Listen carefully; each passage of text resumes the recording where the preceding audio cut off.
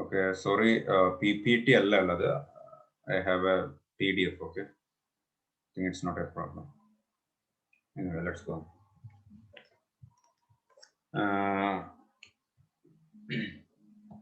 ഇപ്പൊ നമ്മൾ ഇതുവരെ പറഞ്ഞത് കോൺസ്റ്റിറ്റ്യൂഷന്റെ വളരെ ബേസിക് ആയിട്ടുള്ള ഹിസ്റ്ററിയാണ്. ഞാൻ കുറച്ച് ക്വസ്റ്റ്യൻസ് പുട്ടപ്പ് ചെയ്യാണ്. അതില്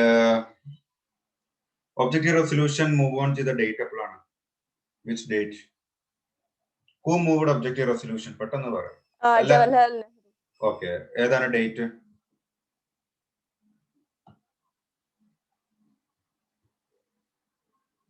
ഡേറ്റ് അറിയില്ലേ? Senna, Anshitha, Nada? December 9, 1946. Okay, അപ്പൊ ഈ ഡേറ്റ്സ് ഒക്കെ നിർബന്ധമായിട്ടും പഠിച്ചിരിക്കണം. It's that much important. Okay, പിന്നെ വേറെ എന്താണ് നിങ്ങളോട് ക്വസ്റ്റ്യൻ ചോദിക്കാനുള്ളത്? എന്തായാലും ആ മെറ്റീരിയൽ ഞാൻ തരാം. അതില് മൊത്തം കവർ ചെയ്തിട്ട് ഒരു എക്സാം നടത്താം. അതാണ് നല്ലതെന്ന് തോന്നുന്നു. ഓക്കെ, അപ്പൊ എനിക്ക് ക്ലാസ്സുകളൊന്നും കിട്ടിയിട്ടില്ലല്ലോ. ഓക്കെ, ഇതുവരെ ഉള്ളത് കിട്ടിയിട്ടില്ല. ബാക്ക്ഗ്രൗണ്ട് ഓഫ് ഇന്ത്യൻ കോൺസ്റ്റിറ്റ്യൂഷൻ ഈ കാര്യങ്ങളൊന്നും ഇതുവരെ അറ്റൻഡ് ചെയ്തിട്ടുണ്ടായിരുന്നില്ല. ഇല്ല, ഞാൻ ഇപ്പൊ അടുത്ത് ജോയിൻ ചെയ്തതാണ്. ഓക്കെ ഓക്കെ, അങ്ങനെയാണെന്നുണ്ടെങ്കിൽ അതിന്റെ റെക്കോർഡ് ക്ലാസ് അവൈലബിൾ ആണ്. ഞാൻ തരാം കേട്ടോ. Okay, text me personally after the class. Okay, അപ്പോ നമ്മള് എനിവേ ഇനാക്ട്മെന്റ് ഓഫ് ദി കോൺസ്റ്റിറ്റ്യൂഷൻ നമ്മളിപ്പോ പറഞ്ഞെത്തിയിട്ടുള്ളത് എങ്ങനെയാണ് ഇന്ത്യയിൽ കോൺസ്റ്റിറ്റ്യൂഷൻ ഉണ്ടായിട്ടുള്ളത്, അതിന്റെ ഹിസ്റ്ററി കാര്യങ്ങളൊക്കെ പറഞ്ഞു. ഇപ്പൊ നമ്മൾ എത്തിയിട്ടുള്ളത് നമുക്ക് റിപ്പബ്ലിക് കഴിഞ്ഞു 1950s. ആ ഒരു ടൈമിലാണ് നമ്മൾ ഇപ്പോൾ ഉള്ളത്. റിപ്പബ്ലിക് ഡേ, ഇന്ന് റിപ്പബ്ലിക് ഡേ ആണല്ലോ അല്ലെ?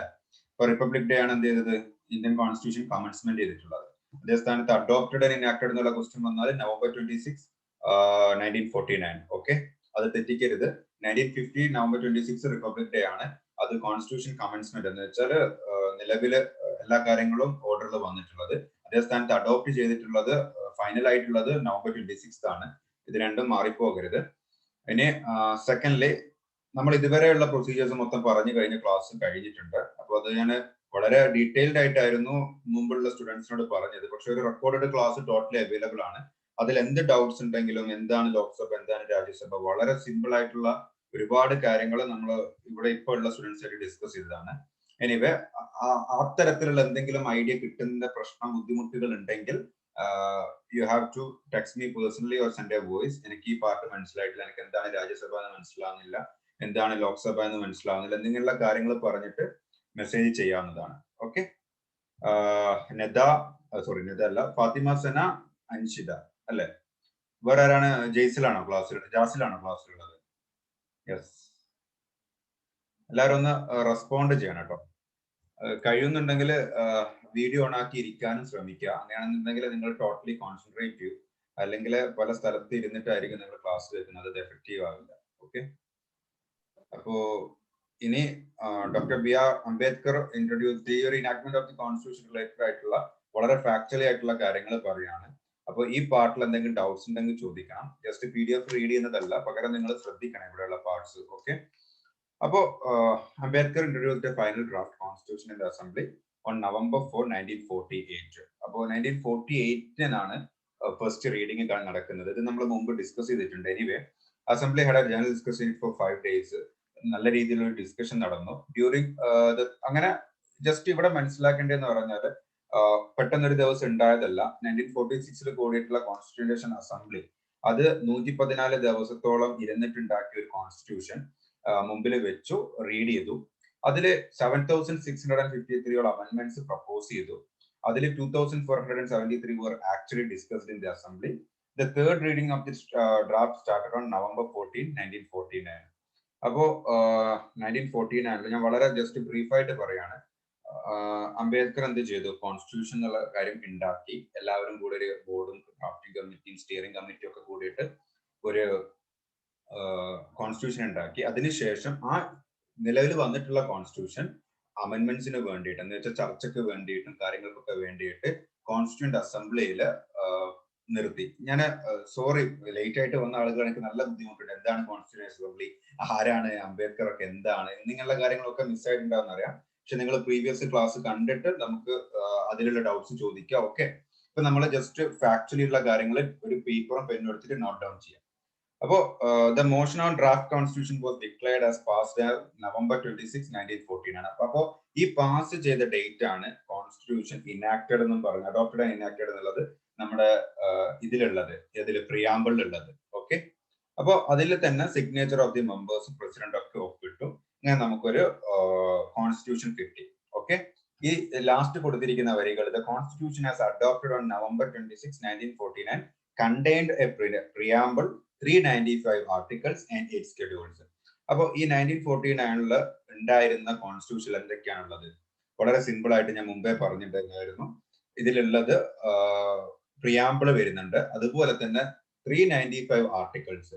എത്രയാണ് ഒറിജിനലി കോൺസ്റ്റിറ്റ്യൂഷണൽ ആർട്ടിക്കിൾസ് ഉള്ളതെന്ന് ചോദിച്ചാൽ 395 ആർട്ടിക്കിൾസ്, അതുപോലെ തന്നെ 8 schedules.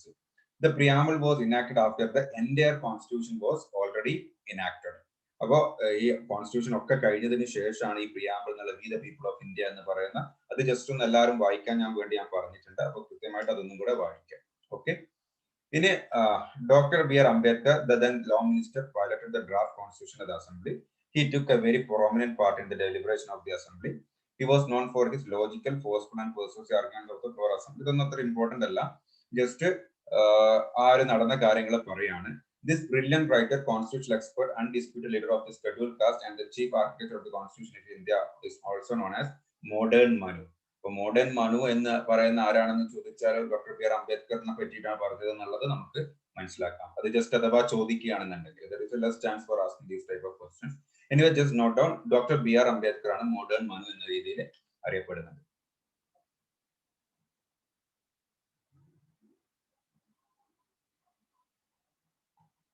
അപ്പോ ഇതുവരെ സെനക്കും അൻഷിത കുറച്ചൊന്ന് ഇന്ററാക്ട് ചെയ്യുന്നത് ഒന്ന് പ്ലീസ് ഫോർഗീവ്, കാരണം എനിക്ക് വളരെ ബുദ്ധിമുട്ടുണ്ട്, അവർക്ക് എന്തെങ്കിലും മനസ്സിലാവുന്നുണ്ടോ ഇല്ലോ എന്നുള്ള അറിയാൻ വേണ്ടിയിട്ടാണ്.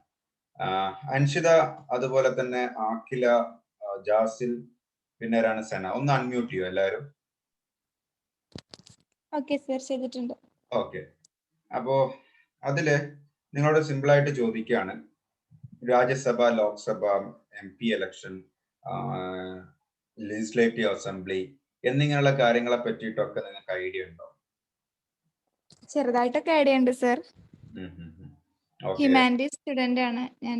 ഓക്കെ, കുറച്ചൊക്കെ ഐഡിയ ഉണ്ട്, അപ്പൊ പ്രശ്നമല്ല. അഖിലൊക്കെ ഐഡിയ ഉണ്ടോ? അഖില ഹ്യൂമാനിറ്റീസ് പഠിച്ചതാണ്, അപ്പം അതിനെ കുറിച്ച് കേട്ടിട്ടൊക്കെ ഉണ്ട്. ഓക്കെ ഓക്കെ, അപ്പൊ ജാസില് ഐഡിയ ഉണ്ടോ ഇതുവരെ പറഞ്ഞ കാര്യങ്ങളൊക്കെ പഠിച്ചിട്ടൊക്കെ? കേട്ടിട്ടുണ്ട് സാർ. അപ്പോ വേറെ ആരാണ് ക്ലാസ്സിലുള്ളത്? ഇത്ര പേരാണുള്ളത് അല്ലെ? അൻഷിത ഇല്ലേ? Anshith C K, sorry. Hello, okay okay. അപ്പോ ഇതുവരെ നമ്മൾ ഡിസ്കസ് ചെയ്തിട്ടുണ്ടായിരുന്നു, മുമ്പ് ഇവരോട് പറഞ്ഞിട്ടുണ്ടായിരുന്ന കാര്യങ്ങൾ എന്തൊക്കെയാന്ന് പറഞ്ഞാല് എന്താണ് ഇന്ത്യയുടെ ഭരണഘടന, അതുപോലെ തന്നെ എന്താണ് ലോക്സഭ, എന്താണ് രാജ്യസഭ, ഇങ്ങനെ വളരെ സിമ്പിൾ ആയിട്ടുള്ള കാര്യങ്ങളാണ്. അത് നമ്മൾ ഇനിയും ഡിസ്കസ് ചെയ്യും വളരെ ഡീറ്റെയിൽഡ് ആയിട്ട്. അതുപോലെ നിങ്ങൾക്ക് നഷ്ടപ്പെട്ടു പോയ പാർട്ട് റെക്കോർഡഡ് ആണ്, അത് കേൾക്കുക.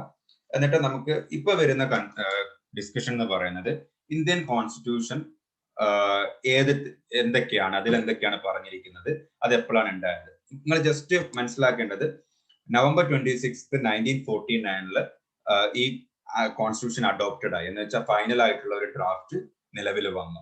ഓക്കെ, എന്നിട്ട് എല്ലാവരും ഒപ്പൊക്കെ വെച്ചു. ആ സമയത്ത് തന്നെ January 24 എല്ലാവരും സൈൻ ചെയ്യുന്നത്. അത് കഴിഞ്ഞ് ഈ ഭരണഘടനയിൽ പറഞ്ഞ കാര്യങ്ങൾ നിലവിൽ വരുന്ന ദിവസം എന്ന് പറയുന്നതാണ് കമൻസ്മെന്റ് അല്ലെങ്കിൽ എൻഫോഴ്സ്മെന്റ് എന്ന് പറയുന്നത്. ഓക്കെ, ഈ എൻഫോഴ്സ്മെന്റ് ആണ് ഈ റിപ്പബ്ലിക് ഡേ ആയിട്ട് ഇന്ന് നമ്മൾ ആഘോഷിക്കുന്നത്. ഓക്കെ, അതിലെന്തെങ്കിലും ഡൗട്ട് ഉണ്ടോ? എന്തെങ്കിലും ചോദിച്ചു ഓക്കെ അല്ലേ? വളരെ സിമ്പിൾ ആയിട്ട് ജസ്റ്റ് അത്ര മനസ്സിലാക്കി വെച്ചാൽ മതി. ഇനി ഇവിടെ പറയുന്ന ഡേറ്റ്സ് ഞാൻ ഇപ്പൊ പറഞ്ഞു, രണ്ട് ഡേറ്റ് ഞാൻ പറഞ്ഞു, ഒന്ന് November 26, ഒന്ന് January 26. അപ്പൊ November 26 കൃത്യമായിട്ട് ഓർമ്മിക്കേണ്ടത് adopted of the Indian constitution. അതേസമയത്ത് January 26 റിപ്പബ്ലിക് ഡേ എന്താണ്? 1950 എൻഫോഴ്സ്മെന്റ് ഓഫ് ദി കോൺസ്റ്റിറ്റ്യൂഷൻ അല്ലെങ്കിൽ commencement of the constitution. Okay, simple അല്ലേ?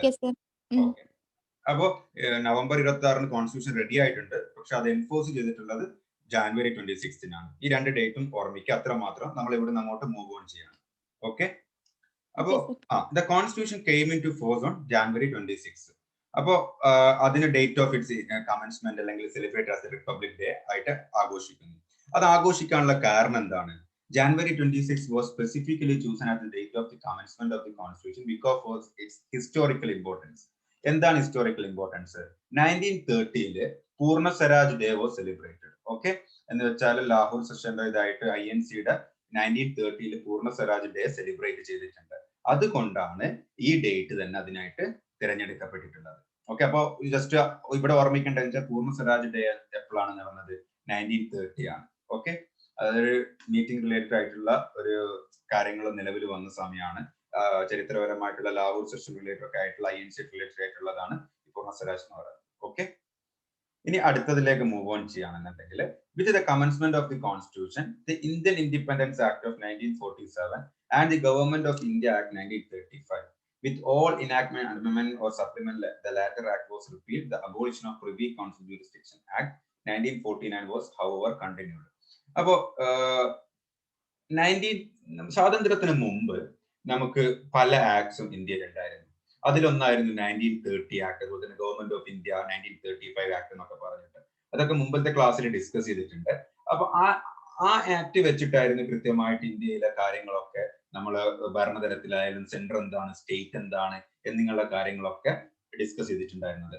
അപ്പോ ഈ independent act while the commencement of the constitution, the Indian independent act 19 ഇതൊക്കെ എന്ത് ചെയ്തു? ഇതൊക്കെ ഇല്ലാതായി. ഈ 1947 ഇൻഡിപെൻഡൻസ് ആക്ട് എന്ന് പറഞ്ഞ ആക്ട് നമ്മൾ മുമ്പ് ഡിസ്കസ് ചെയ്തിട്ടുണ്ട് ക്ലാസ്സിൽ. അതില്ലാതായി. 1935 ആക്ട് ഇല്ലാതായി, ഒക്കെ അബോളിഷ് ചെയ്തു. ഇനി പുതിയൊരു സംഭവം വന്നു. എന്താണ്? അതാണ് ഇന്ത്യൻ കോൺസ്റ്റിറ്റ്യൂഷൻ. ഓക്കെ, ഇനി ഇന്ത്യൻ കോൺസ്റ്റിറ്റ്യൂഷൻ പ്രകാരമാണ് രാജ്യത്ത്, കാരണം ഇന്ത്യയിൽ സ്വാതന്ത്ര്യം കിട്ടുന്നതിന് മുമ്പ് നിയമങ്ങളും കാര്യങ്ങളും ഒക്കെ ഉണ്ടായിരുന്നു. ഓക്കെ, അപ്പൊ ഈ നിയമങ്ങളും കാര്യങ്ങളൊക്കെ വെച്ചിട്ടാണ് എന്ത് ചെയ്തിട്ടുള്ളത്? നമുക്ക് ഒരു മിനിറ്റ്.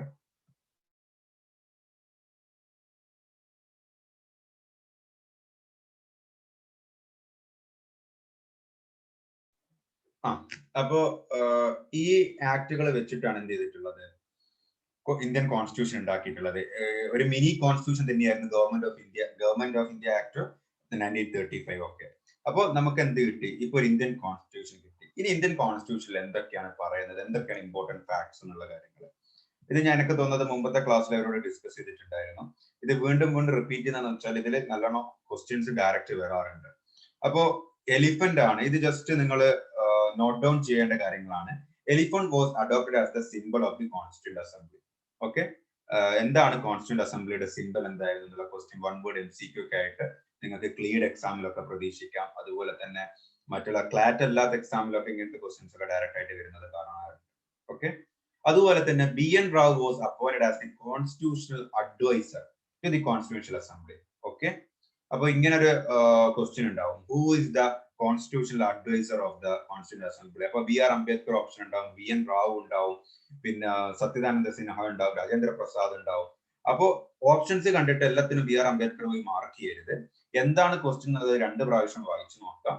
എന്നിട്ട് ഇവിടെ കൃത്യമായിട്ട് പറഞ്ഞിട്ടുണ്ട് BN റാവു ആണ് കോൺസ്റ്റിറ്റ്യൂഷണൽ അസംബ്ലി. കോൺസ്റ്റിറ്റ്യൂഷണൽ അസംബ്ലി എന്ന് പറഞ്ഞാൽ നമ്മുടെ ഭരണഘടന ഉണ്ടാക്കാൻ വേണ്ടിയിട്ട് ഉണ്ടാക്കിയ ഒരു അസംബ്ലിയാണ് കോൺസ്റ്റിറ്റ്യൂന്റ് അസംബ്ലി എന്ന് പറയുന്നത്. ഓക്കെ, 1951 ശേഷം ഇലക്ഷൻ ഒക്കെ കഴിഞ്ഞതിന് ശേഷമാണ് നമുക്ക് ഈ ലോക്സഭ, രാജ്യസഭ എന്നൊക്കെ ഉള്ള കാര്യങ്ങൾ ഉണ്ടായത്. അതിന് മുമ്പുള്ള കാര്യങ്ങളാണ് ഈ പറയുന്നത്. BN റാവു എന്തായിട്ടുണ്ട്? കോൺസ്റ്റിറ്റ്യൂഷണൽ അഡ്വൈസർ ആയിട്ട് അപ്പോയിന്റ്മെന്റ് ചെയ്യപ്പെട്ടിട്ടുണ്ട്. അതുപോലെ തന്നെ HBR Ayyangar was a secretary to the constituent assembly. ഈ കാര്യങ്ങൾ ജസ്റ്റ് നിങ്ങൾ നോട്ട് ഡൗൺ ചെയ്യുക. എല്ലാവരും മുമ്പിലും നോട്ടും ബുക്കും ഉണ്ടല്ലോ. ഞാൻ ഒരു ബുക്ക് എന്തായാലും നിങ്ങൾ ഇതിനു വേണ്ടി മാറ്റി വെക്കണം, ഒരു notebook. Okay, note down ചെയ്യുന്നുണ്ടോ?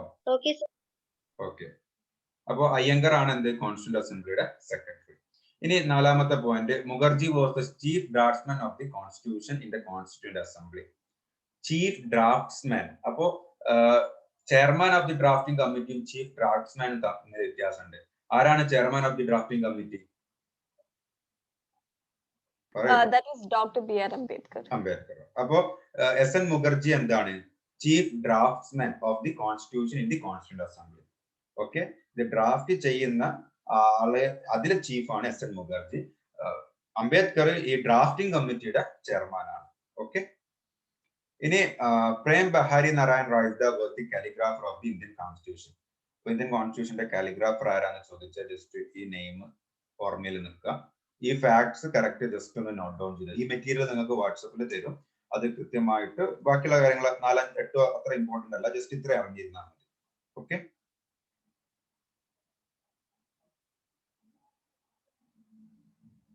ഇത് വളരെ ജസ്റ്റ് ഒന്ന് സിമ്പിൾ ആയിട്ട് നമ്മളൊന്നും കൂടി റിവൈൻഡ് ചെയ്യാണ്. ആരാണ് ഇന്ത്യൻ കോൺസ്റ്റിറ്റ്യൂഷൻ എന്നുള്ള ഐഡിയ പ്രപ്പോസ് ചെയ്തിട്ടുണ്ടായിരുന്നത് എന്നുള്ള ഒരു question. Who proposed the idea of independent constituent assembly for India? Okay, കോൺസ്റ്റിറ്റ്യൂഷനിലെ കോൺസ്റ്റിറ്റ്യൂന്റ് അസംബ്ലി വേണം ഇന്ത്യൻ കോൺസ്റ്റിറ്റ്യൂഷൻ ഡ്രാഫ്റ്റ് ചെയ്യാൻ വേണ്ടിയിട്ട്. ഇൻ 1934 ആ ഒരു ക്വസ്റ്റ്യൻ വരികയാണെന്നുണ്ടെങ്കിൽ M N. Roy. Okay, M N. Roy who proposed the idea of an independent constituent assembly for India in 1934. ഇത് ഒന്ന് note down ചെയ്യാം. എന്നിട്ട് അടുത്ത പോയിന്റിലേക്ക് മൂവ് ഓൺ ആവാം. ജസ്റ്റ് എം.എൻ. റോയ് എന്നുള്ളത് ഒരു കമ്മ്യൂണിസ്റ്റ് നേതാവായിരുന്നു. അദ്ദേഹമായിരുന്നു പറഞ്ഞിട്ടുണ്ടായിരുന്നത് ഇന്ത്യയിൽ ഒരു ഇന്ത്യക്കാര് മാത്രമുള്ള ഒരു കോൺസ്റ്റിറ്റ്യൂന്റ് അസംബ്ലി വേണം. ഇതൊക്കെ മുമ്പ് ഡിസ്കസ് ചെയ്തതാണ്, അതുകൊണ്ട് ഞാൻ വീണ്ടും പറയാത്തത്. നിങ്ങൾക്ക് മാത്രമായിട്ട് ആ റെക്കോർഡഡ് ക്ലാസ് കേട്ടതിന് ശേഷം നമുക്കൊരു സെഷൻ വെക്കാം. ഓക്കെ, ഈ ലേറ്റ് ജോയിനിങ് ആയിട്ടുള്ള ആളുകൾക്ക് വേണ്ടിയിട്ട്. Anyway, second point. The Constituent Assembly was formed as per the guideline suggested by the Cabinet Mission Plan 1946. അപ്പോൾ the mission was headed by Patrick Lawrence and included 2 other members apart from him, Stafford ക്രിപ്സും അതുപോലെ തന്നെ A B അലക്സാണ്ടറും. അപ്പോൾ ഇന്ത്യയിൽ അന്ന് ബ്രിട്ടീഷുകാരുടെ ഭരണമാണ്. അപ്പോൾ ബ്രിട്ടീഷുകാരുടെ ഭരണത്തിലുള്ള ക്യാബിനറ്റ് മിഷൻ പ്ലാൻ സ്വാതന്ത്ര്യ സമരത്തിന് മുമ്പാണ്, 1946 എന്ത് പറയുന്നത്, ഇന്ത്യക്ക് കോൺസ്റ്റിറ്റ്യൂന്റ് അസംബ്ലി വേണം എന്നുള്ളത് ഉറപ്പായല്ലോ. അപ്പൊ അത് സെറ്റപ്പ് ചെയ്യാനും അതിന്റെ ഒരു കാര്യങ്ങൾ നിലവിലേക്ക് കൊണ്ടുവരാൻ വേണ്ടിയിട്ട് ബ്രിട്ടീഷുകാർ അപ്പോയിന്റ്മെന്റ് ചെയ്തിട്ടുള്ള 3 ആളുകളാണ് ഈ പെറ്റക് ലോറൻസും സ്റ്റാഫോർഡ് ക്രിപ്സും അതുപോലെ തന്നെ എ ബി അലക്സാണ്ടറും.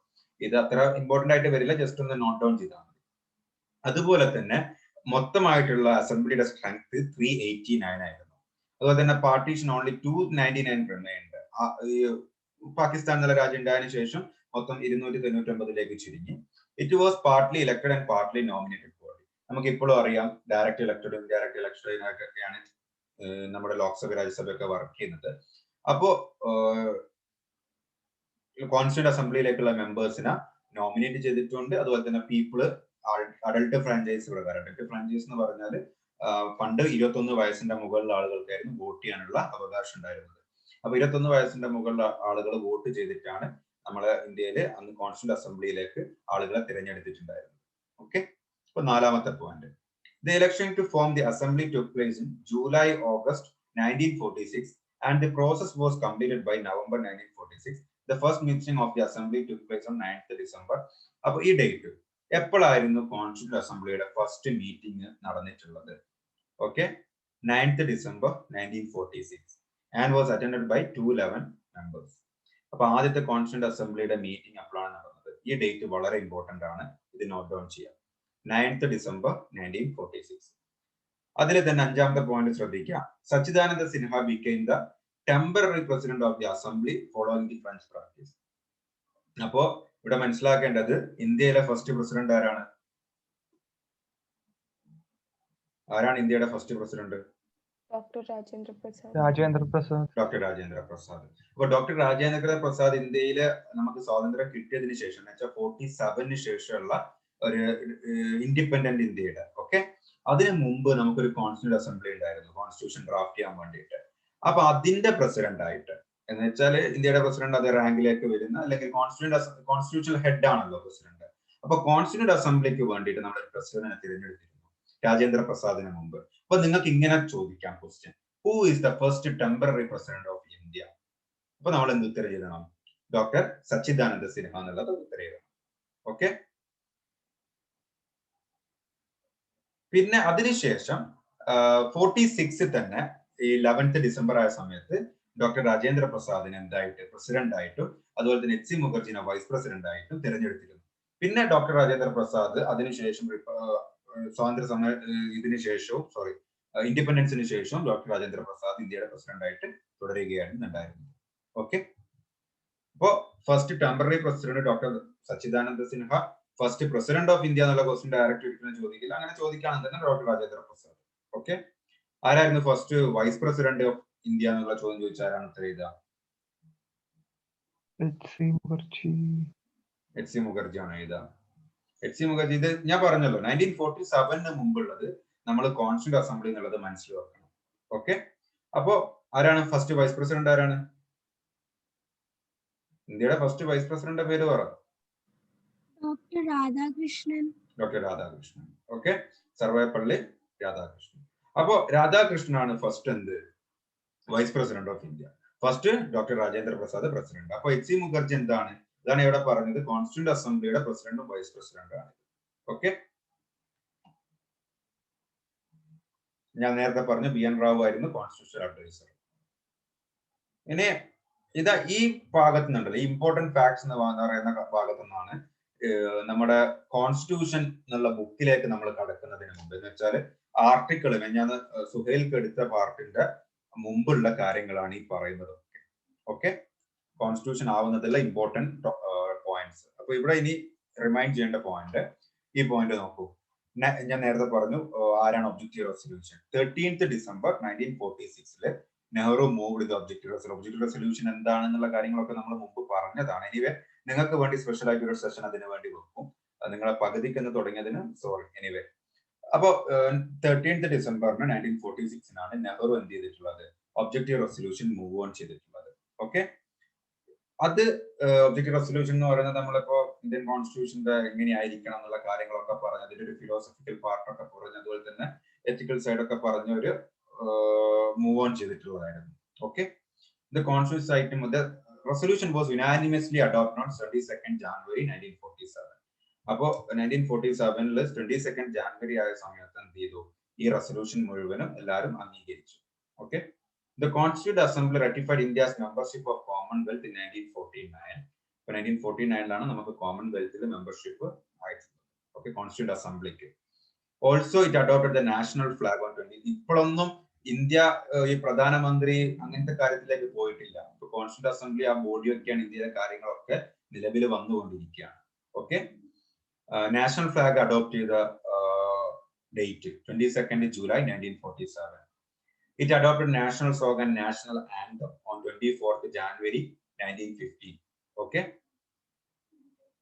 അതുപോലെ തന്നെ the assembly met for 11 sessions, took 2 years, 11 months and 18 days. അപ്പോ മൊത്തം 141 days. And draft constitution was considered for 114 days. അത് ജസ്റ്റ് ആ ഒരു നമ്പേഴ്സ് ഒന്നും അത്ര ക്വസ്റ്റ്യൻ ആയിട്ട് ചോദിക്കില്ല, ജസ്റ്റ് ഇത് പറഞ്ഞു പോവാണ്.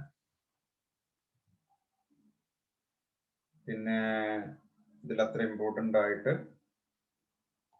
ഈ 17th പോയിന്റ് അഥവാ ചിലപ്പോൾ GK കറണ്ട് അഫയേഴ്സിൽ വരികയാണെന്നുണ്ടെങ്കിൽ prime minister Narendra Modi had declared that November 26 will be celebrated as the Constitution Day of India on 12th October 2015. The aim of declaring November 26th as the Constitutional Day of India is to spread the importance of Indian Constitution and spread the awareness about this founder, Dr. B.R. Ambedkar. അപ്പോൾ നമുക്ക് already ഈ November 26 എന്നുള്ള day മുമ്പേ ഉണ്ടായിരുന്നു, പക്ഷെ അതൊരു constitution day of India എന്നുള്ള രീതിയിൽ സെലിബ്രേറ്റ് ചെയ്യാൻ തുടങ്ങിയത് നരേന്ദ്രമോദി വന്നതിന് ശേഷം 12th October 2015 ഇങ്ങനെ എല്ലാ വർഷവും നാഷണൽ ലോ ഡേ എന്നും പറയാറുണ്ട്. ഓക്കെ, അതുപോലെ തന്നെ കോൺസ്റ്റിറ്റ്യൂഷൻ ഡേ ഓഫ് ഇന്ത്യ എന്നുള്ള രീതിയിൽ November 26 കണക്കാക്കപ്പെട്ടു.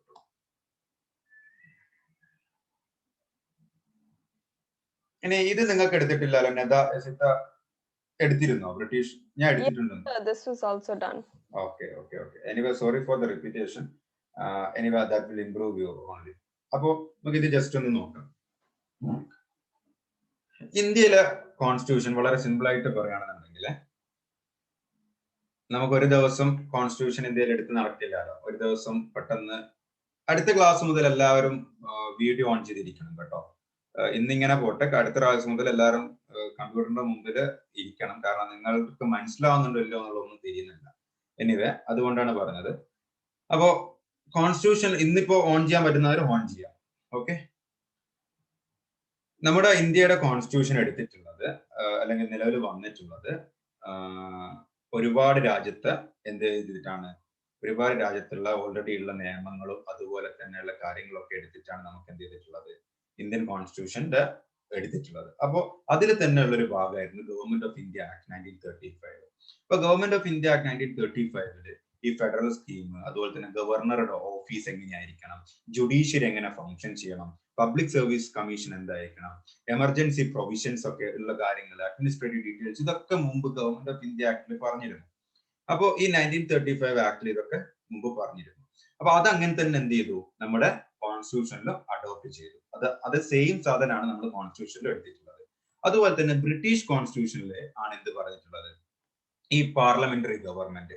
ഈ പാർലമെന്ററി ഗവൺമെന്റ് ഈ കാര്യങ്ങളൊക്കെ ഞാൻ മുമ്പ് ഡീറ്റെയിൽഡ് ആയിട്ട് പറഞ്ഞിട്ടുണ്ട്. അപ്പോൾ പാർലമെന്ററി ഗവൺമെന്റ് എന്ന് പറയുന്നത് നമുക്ക് ഇന്ത്യയിൽ രാജ്യസഭയുണ്ട്, ലോക്സഭയുണ്ട്, അതുപോലെ തന്നെ ഒരു പ്രസിഡന്റും ഉണ്ട്. ഇതൊക്കെ ഇൻക്ലൂഡഡ് ആയിട്ടുള്ളതാണ് പാർലമെന്ററി ഗവൺമെന്റ്. പിന്നെ റൂൾ ഓഫ് ലോ, ഈ കാര്യം എടുത്തിട്ടുള്ളത് നമ്മൾ ഇന്ത്യൻ കോൺസ്റ്റിറ്റ്യൂഷനിലേക്ക് കൊണ്ടുവന്നിട്ടുള്ളത് ബ്രിട്ടീഷിന്റെ കോൺസ്റ്റിറ്റ്യൂഷന് ഉള്ള അതേത് കോപ്പി ചെയ്തിട്ടാണ്. അതുപോലെ തന്നെ ലോ ഓഫ് ദി ലാൻഡ് എങ്ങനെയായിരിക്കണം, എന്തൊക്കെ റൂൾസ് ആണ്, റൂൾ ഓഫ് ലോ എന്നുള്ള ഒരു കോൺസെപ്റ്റ് അത് ജൂറിസ്പ്രുഡൻസിന്റെ ലോന്റെ ജൂറിസ്പ്രുഡൻസിന്റെ ഭാഗമായിട്ട് വരുന്നത് തിയററ്റിക്കൽ പാർട്ട്. ഓക്കെ, അപ്പോൾ ലെജിസ്ലേറ്റീവ് പ്രൊസീജിയർ, ഒരു നിയമനിർമ്മാണം എങ്ങനെയായിരിക്കണം, എങ്ങനെയാണ് ലോക്സഭയിൽ ഒരു നിയമം ഉണ്ടാക്കേണ്ടത്, എങ്ങനെയാണ് രാജ്യസഭയിൽ അത് ബില്ലാണ് കൊണ്ടുവരേണ്ടത് എന്നുള്ള കാര്യങ്ങൾ. പിന്നെ സിംഗിൾ സിറ്റിസൺഷിപ്പ്. അപ്പോൾ സിംഗിൾ സിറ്റിസൺഷിപ്പ് എന്ന് പറയുന്നത് ഒരു രാജ്യത്തെ പൗരന് ഒരു സിറ്റിസൺഷിപ്പ് മാത്രം.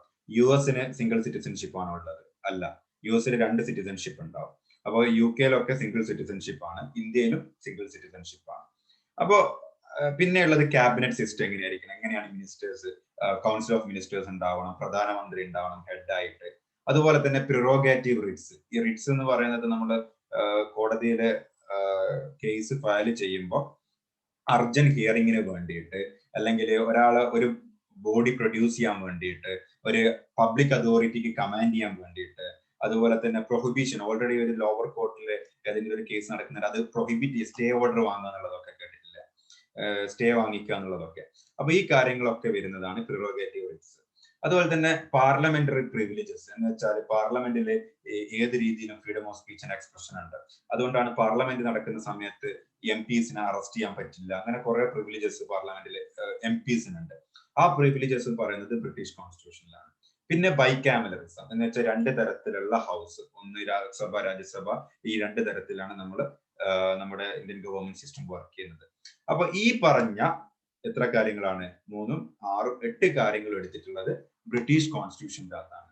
ഓക്കെ, അപ്പൊ ബ്രിട്ടീഷ് കോൺസ്റ്റിറ്റ്യൂഷൻ എന്തൊക്കെയാണ് എടുത്തിട്ടുള്ളത്? ഇപ്പൊ ഇങ്ങനെയാണ് ചോദ്യം ചോദിക്കുക, from which constitution India has adopted the parliamentary government എന്നുള്ള കാര്യം ടു ഇന്ത്യൻ കോൺസ്റ്റിറ്റ്യൂഷൻ. ഈ ക്വസ്റ്റ്യൻസ് ഡയറക്ട്ലി ചോദിക്കും. ഇല്ലെങ്കിൽ ഇങ്ങനെ ചോദിക്കാം, from which constitution prerogative writs has been adopted to Indian constitution. Okay, അപ്പോ ഇങ്ങനെയുള്ള, അതുകൊണ്ട് ഈ വേരിയസ് സോഴ്സ് ഓഫ് കോൺസ്റ്റിറ്റ്യൂഷൻ എന്നുള്ള പാർട്ട് നിങ്ങൾ റിപ്പീറ്റ് ചെയ്ത് പഠിക്കണം. കാരണം ഇത് ഇമ്പോർട്ടന്റ് ആയിട്ട് ഇങ്ങനെ ചോദിക്കാറുണ്ട്. എമർജൻസി പ്രൊവിഷൻസ് എവിടെ നിന്നാണ് വന്നിട്ടുള്ളത്? ഇപ്പൊ നമുക്ക് പറയണം ഗവൺമെന്റ് ഓഫ് ഇന്ത്യ ആക്ട് എന്നാണ്. അതിന്റെ ഓപ്ഷൻസ് ഉണ്ടാവുക British constitution, Canadian constitution, US constitution, Australia constitution എന്നിങ്ങനെയാണ് ഉണ്ടാവുക. അപ്പൊ അത് നിർബന്ധമായിട്ടും നിങ്ങൾക്ക് you can expect at least 2 in any of your entrance exam from this part. Okay, 2 എന്ന് പറയുന്നത് നല്ല മാർക്കാണ്. ഒരു ആൻസറിന് 2 മാർക്കൊക്കെയാണ് ചിലപ്പോൾ ഉണ്ടാവുക. ഓക്കെ, അതുകൊണ്ട് for 1 mark you will lose NLE. അപ്പൊ you will see the cut off. അപ്പോ അതുകൊണ്ട് 1 മാർക്കിന് നിങ്ങൾ 100 കുട്ടികളുടെ ബേക്കിലായിരിക്കും, പിറകിലായിരിക്കും എൻട്രൻസിന് ഉണ്ടാവുക. Any competitive examination will be like that. അതുകൊണ്ട് മാർക്ക് ഇവിടെ ഈ പഠിച്ച ഭാഗത്ത് നിന്ന് തെറ്റിക്കും. ഇനി US കോൺസ്റ്റിറ്റ്യൂഷൻ്റെ അകത്ത്, അമേരിക്കൻ കോൺസ്റ്റിറ്റ്യൂഷൻ്റെ അകത്താണ് നമ്മൾ ഫണ്ടമെന്റൽ റൈറ്റ്സ് എന്നുള്ള കാര്യങ്ങൾ എടുത്തിട്ടുള്ളത്. പൗരന്റെ മൗലികാവകാശങ്ങൾ നമ്മൾ ആർട്ടിക്കിൾ 12 മുതൽ ആർട്ടിക്കിൾ 32 വരെയുള്ള കാര്യങ്ങൾ പറഞ്ഞിട്ടുണ്ടായിരുന്നു. ഓക്കെ, അത് ഞാൻ ആർട്ടിക്കിൾ 1 മുതൽ 32 അല്ല, ആർട്ടിക്കിൾ 1 മുതൽ 395 വരെയുള്ള കാര്യങ്ങൾ നമ്മൾ ഈ ഇൻസ്റ്റിറ്റ്യൂഷന്റെ ക്ലാസ് കഴിയുന്നതിന് മുമ്പ് പഠിക്കും. ഓക്കെ, അപ്പോൾ 12 മുതൽ 32 വരെ പറയുന്ന ഫണ്ടമെന്റൽ റൈറ്റ്സ് ഏതൊക്കെയാണ്? റൈറ്റ് ടു ഇക്വാലിറ്റി, ഈ കാര്യങ്ങളൊക്കെ 6 ഫണ്ടമെന്റൽ റൈറ്റ്സ് ആണ് റെഡിക്കുള്ളത്. നമുക്ക് 7 ഉണ്ടായിരുന്നു, ഇപ്പൊ 6 ആണുള്ളത്. ഓക്കെ, റൈറ്റ് ടു പ്രോപ്പർട്ടി ഉണ്ടായിരുന്നു, അത് കേശവാനന്ദ ഭാരതി ഡീറ്റെയിൽഡ് ആയിട്ട് പറയും. അപ്പോ ഫണ്ടമെന്റൽ റൈറ്റ്സ് എടുത്തിട്ടുള്ളത് ഏത് കോൺസ്റ്റിറ്റ്യൂഷനാണ്? US കോൺസ്റ്റിറ്റ്യൂഷൻ്റെ ആണ്. ഓക്കെ, പിന്നെ independence of judiciary. Independence of judiciary എന്ന് പറയുന്നത് ജുഡീഷ്യറിയുടെ കാര്യത്തിൽ എന്ത് ചെയ്യരുത്, ഒരു government ഇടപെടരുത്.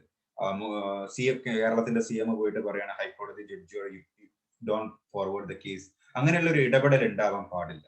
Okay, judiciary should be independent from the government. അതുകൊണ്ടാണ് സെപ്പറേറ്റ് ഓഫ് പവേഴ്സും കാര്യങ്ങളൊക്കെ വരുന്നത്. Anyway, impeachment of president. അപ്പൊ നമ്മളെ പ്രസിഡന്റ്, ഇന്ത്യയുടെ പ്രസിഡന്റിനെ എങ്ങനെ അപ്പോയിന്റ് ചെയ്ത പ്രസിഡന്റിനെ നമുക്ക് എങ്ങനെ പദവിയിൽ നിന്ന് താഴെ ഇറക്കണം, അതിന് ആ ഒരു പ്രൊസീജിയർ അത് US കോൺസ്റ്റിറ്റ്യൂഷൻ്റെ അകത്താണ് നമ്മൾ എടുത്തിട്ടുള്ളത്. കാരണം ഈ കോൺസ്റ്റിറ്റ്യൂഷനിലെതിരെ ആയിട്ടുള്ള കാര്യങ്ങൾ പ്രസിഡന്റ് ചെയ്താൽ പ്രസിഡന്റിനെ ഇംപീച്ച് ചെയ്യാനുള്ള ഓപ്ഷൻ ആർക്കുണ്ട്? പാർലമെന്റിനുണ്ട്, എന്ന് വെച്ചാൽ രാജ്യസഭയിലും ലോക്സഭയിലും ഇരിക്കുന്ന മെമ്പേഴ്സിനുണ്ട്. പിന്നെ removal of supreme court and ഹൈക്കോടതി ജഡ്ജസ്, ഈ പ്രൊസീജിയർ നമ്മൾ എടുത്തിട്ടുള്ള US കോൺസ്റ്റിറ്റ്യൂഷനിലാണ്. അതുപോലെ തന്നെ പോസ്റ്റ് ഓഫ് വൈസ് പ്രസിഡന്റ്, ഇത് നമ്മൾ എടുത്തിട്ടുള്ളത് US കോൺസ്റ്റിറ്റ്യൂഷൻ്റെ ആണ്. പിന്നെ ഐറിഷ് കോൺസ്റ്റിറ്റ്യൂഷൻ, ഐറിഷ് കോൺസ്റ്റിറ്റ്യൂഷന്റെ അകത്ത് പറയുന്ന കാര്യങ്ങൾ directive principles of state policy, എന്ന് വെച്ചാൽ ഒരു വെൽഫെയർ സ്റ്റേറ്റ് എങ്ങനെയായിരിക്കണം, കുട്ടികൾക്ക് എഡ്യൂക്കേഷൻ പ്രൊവൈഡ് ചെയ്യുക, അതുപോലെ തന്നെ നമുക്ക് ലീഗൽ എയ്ഡ് പ്രൊവൈഡ് ചെയ്യുക, യൂണിഫോം സിവിൽ കോഡ് എന്നുള്ള കാര്യങ്ങൾ അതിൻ്റെ അകത്ത് പറയുന്നുണ്ട്. അതുപോലെ തന്നെ ഹെൽത്ത്, ചൈൽഡ് ഡെവലപ്മെന്റ്, ഈ കാര്യങ്ങളൊക്കെ പറയുന്നത് ഡയറക്റ്റീവ് പ്രിൻസിപ്പിൾ ഓഫ് സ്റ്റേറ്റ് പോളിസിയാണ്. പിന്നെ ഈ അത് നമ്മൾ എടുത്തിട്ടുള്ള directive principle of state policy നമ്മൾ കോപ്പി ചെയ്തിട്ടുള്ളത് ഐറിഷ് കോൺസ്റ്റിറ്റ്യൂഷന്റെ ആണ്. അതുപോലെ തന്നെ nomination of members to Rajya Sabha, ഞാൻ മുമ്പ് പറഞ്ഞു രാജ്യസഭയിലേക്ക് മെമ്പേഴ്സ് എങ്ങനെയാണ് എലക്ട് ചെയ്യുന്നത്. ഞാൻ ചോദിക്കാം, അൻഷിദ് സി കെ അല്ല, അൻഷിദ് സി കെ, രാജ്യസഭയിലേക്ക് മെമ്പേഴ്സ് എങ്ങനെയാണ് എലക്ട് ചെയ്യുന്നത്?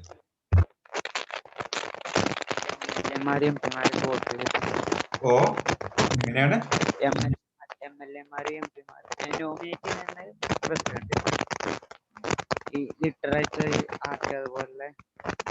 ഓക്കെ, അൻഷിദ് പറയുന്നത് ടാലന്റ് ഉള്ള ആൾക്കാർ പ്രസിഡന്റ് ത്രൂ നോമിനേറ്റ് ചെയ്യുന്നതാണെന്നുള്ളത് അല്ലേ? അങ്ങനെയല്ലേ? സന എങ്ങനെയാണ് പറയുന്നത്? സന ഒന്ന് മ്യൂട്ട് ചെയ്യാം. അൻഷിദ് ടൈപ്പ് ചെയ്തിട്ടോ, അൻഷിദിന്റെ വോയിസ് ക്ലിയർ അല്ല, ടൈപ്പ് ചെയ്തിട്ടോ എന്താണ് മനസ്സിലായെന്നുള്ളത്. സന എന്താണ്, ഇങ്ങനെയാണ്? സർ, നമ്മൾ കുറച്ച് ആളുകൾ നമ്മൾ എലക്ട് ചെയ്യും. ആ എലക്ട് ചെയ്ത ആളുകളാണ് മറ്റ് സഭകളിലേക്കുള്ള ആളുകളെ തെരഞ്ഞെടുക്കുക. പിന്നെ 12 ആളുകളെ നമ്മുടെ പ്രസിഡന്റ് നോമിനേറ്റ് ചെയ്യും. അത് വ്യത്യസ്ത കാറ്റഗറിയിലുള്ള ആളുകളായിരിക്കും. ഇപ്പൊ നമ്മുടെ മൂവി ആണെങ്കിൽ അങ്ങനെ ഒരുപാട് ഭാഗത്തു നിന്ന്, സാഹിത്യം, അങ്ങനെ പ്രസിഡന്റ് നോമിനേറ്റ് ചെയ്യുന്നതുണ്ട്. പിന്നെ റിസർവേഷൻ വരുന്നുണ്ട് ഏതോ ഒരു ഭാഗത്ത്. അപ്പോ കുറച്ച് ആളുകളെ നമ്മൾ എലക്ട് ചെയ്യുന്നു പറഞ്ഞു. നമ്മൾ ആരെയാണ് എലക്ട് ചെയ്യുന്നത്?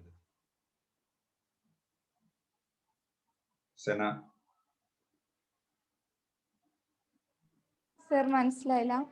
കുറച്ച് ആളുകളെ നമ്മൾ എലക്ട് ചെയ്യും, ആ ആളുകളാണ് രാജ്യസഭയിലേക്ക് മെമ്പേഴ്സിനെ എലക്ട് ചെയ്യുന്നത്. നമ്മൾ എലക്ട് ചെയ്യുന്നത് ആരെയാണ്? MLA മാരാണ് ആരെ എലക്ട് ചെയ്യുന്നത്? രാജ്യസഭ MPs എലക്ട് ചെയ്യുന്നത് അല്ലെ? ഓക്കെ, അപ്പൊ അങ്ങനെ തന്നെയാണ് പ്രൊസീജിയർ. നമ്മൾ MLA മാരെ എലക്ട് ചെയ്യുന്നു, MLA മാർ എന്ത് ചെയ്യുന്നു? രാജ്യസഭയിലേക്ക് MPs എലക്ട് ചെയ്യുന്നു. അപ്പോൾ രാജ്യസഭയിലേക്ക് MPs എലക്ട് ചെയ്തിട്ട് അതില് 22 പേരല്ല, കൃത്യമായിട്ട് 12 പേരെയാണ് പ്രസിഡന്റ് രാജ്യസഭയിലേക്ക് നോമിനേറ്റ് ചെയ്യുന്നത്. ഓക്കെ, വ്യത്യസ്ത ആർട്ട് ഇതൊക്കെ വെച്ചിട്ട്. ഓക്കെ, അപ്പോ ഇങ്ങനെയാണ് രാജ്യസഭയിലേക്ക് മെമ്പേഴ്സിനെ എലക്ട് ചെയ്യുന്നത്. ഇനി അടുത്തത് method of election of the president. പ്രസിഡന്റിന്റെ ഇലക്ഷൻ എങ്ങനെയാണ് നടക്കുന്നത്? അഖില, എങ്ങനെയാണ് പ്രസിഡന്റ് ഇലക്ഷൻ നടക്കുന്നത്? അഖില ക്ലാസ്സിലില്ലേ?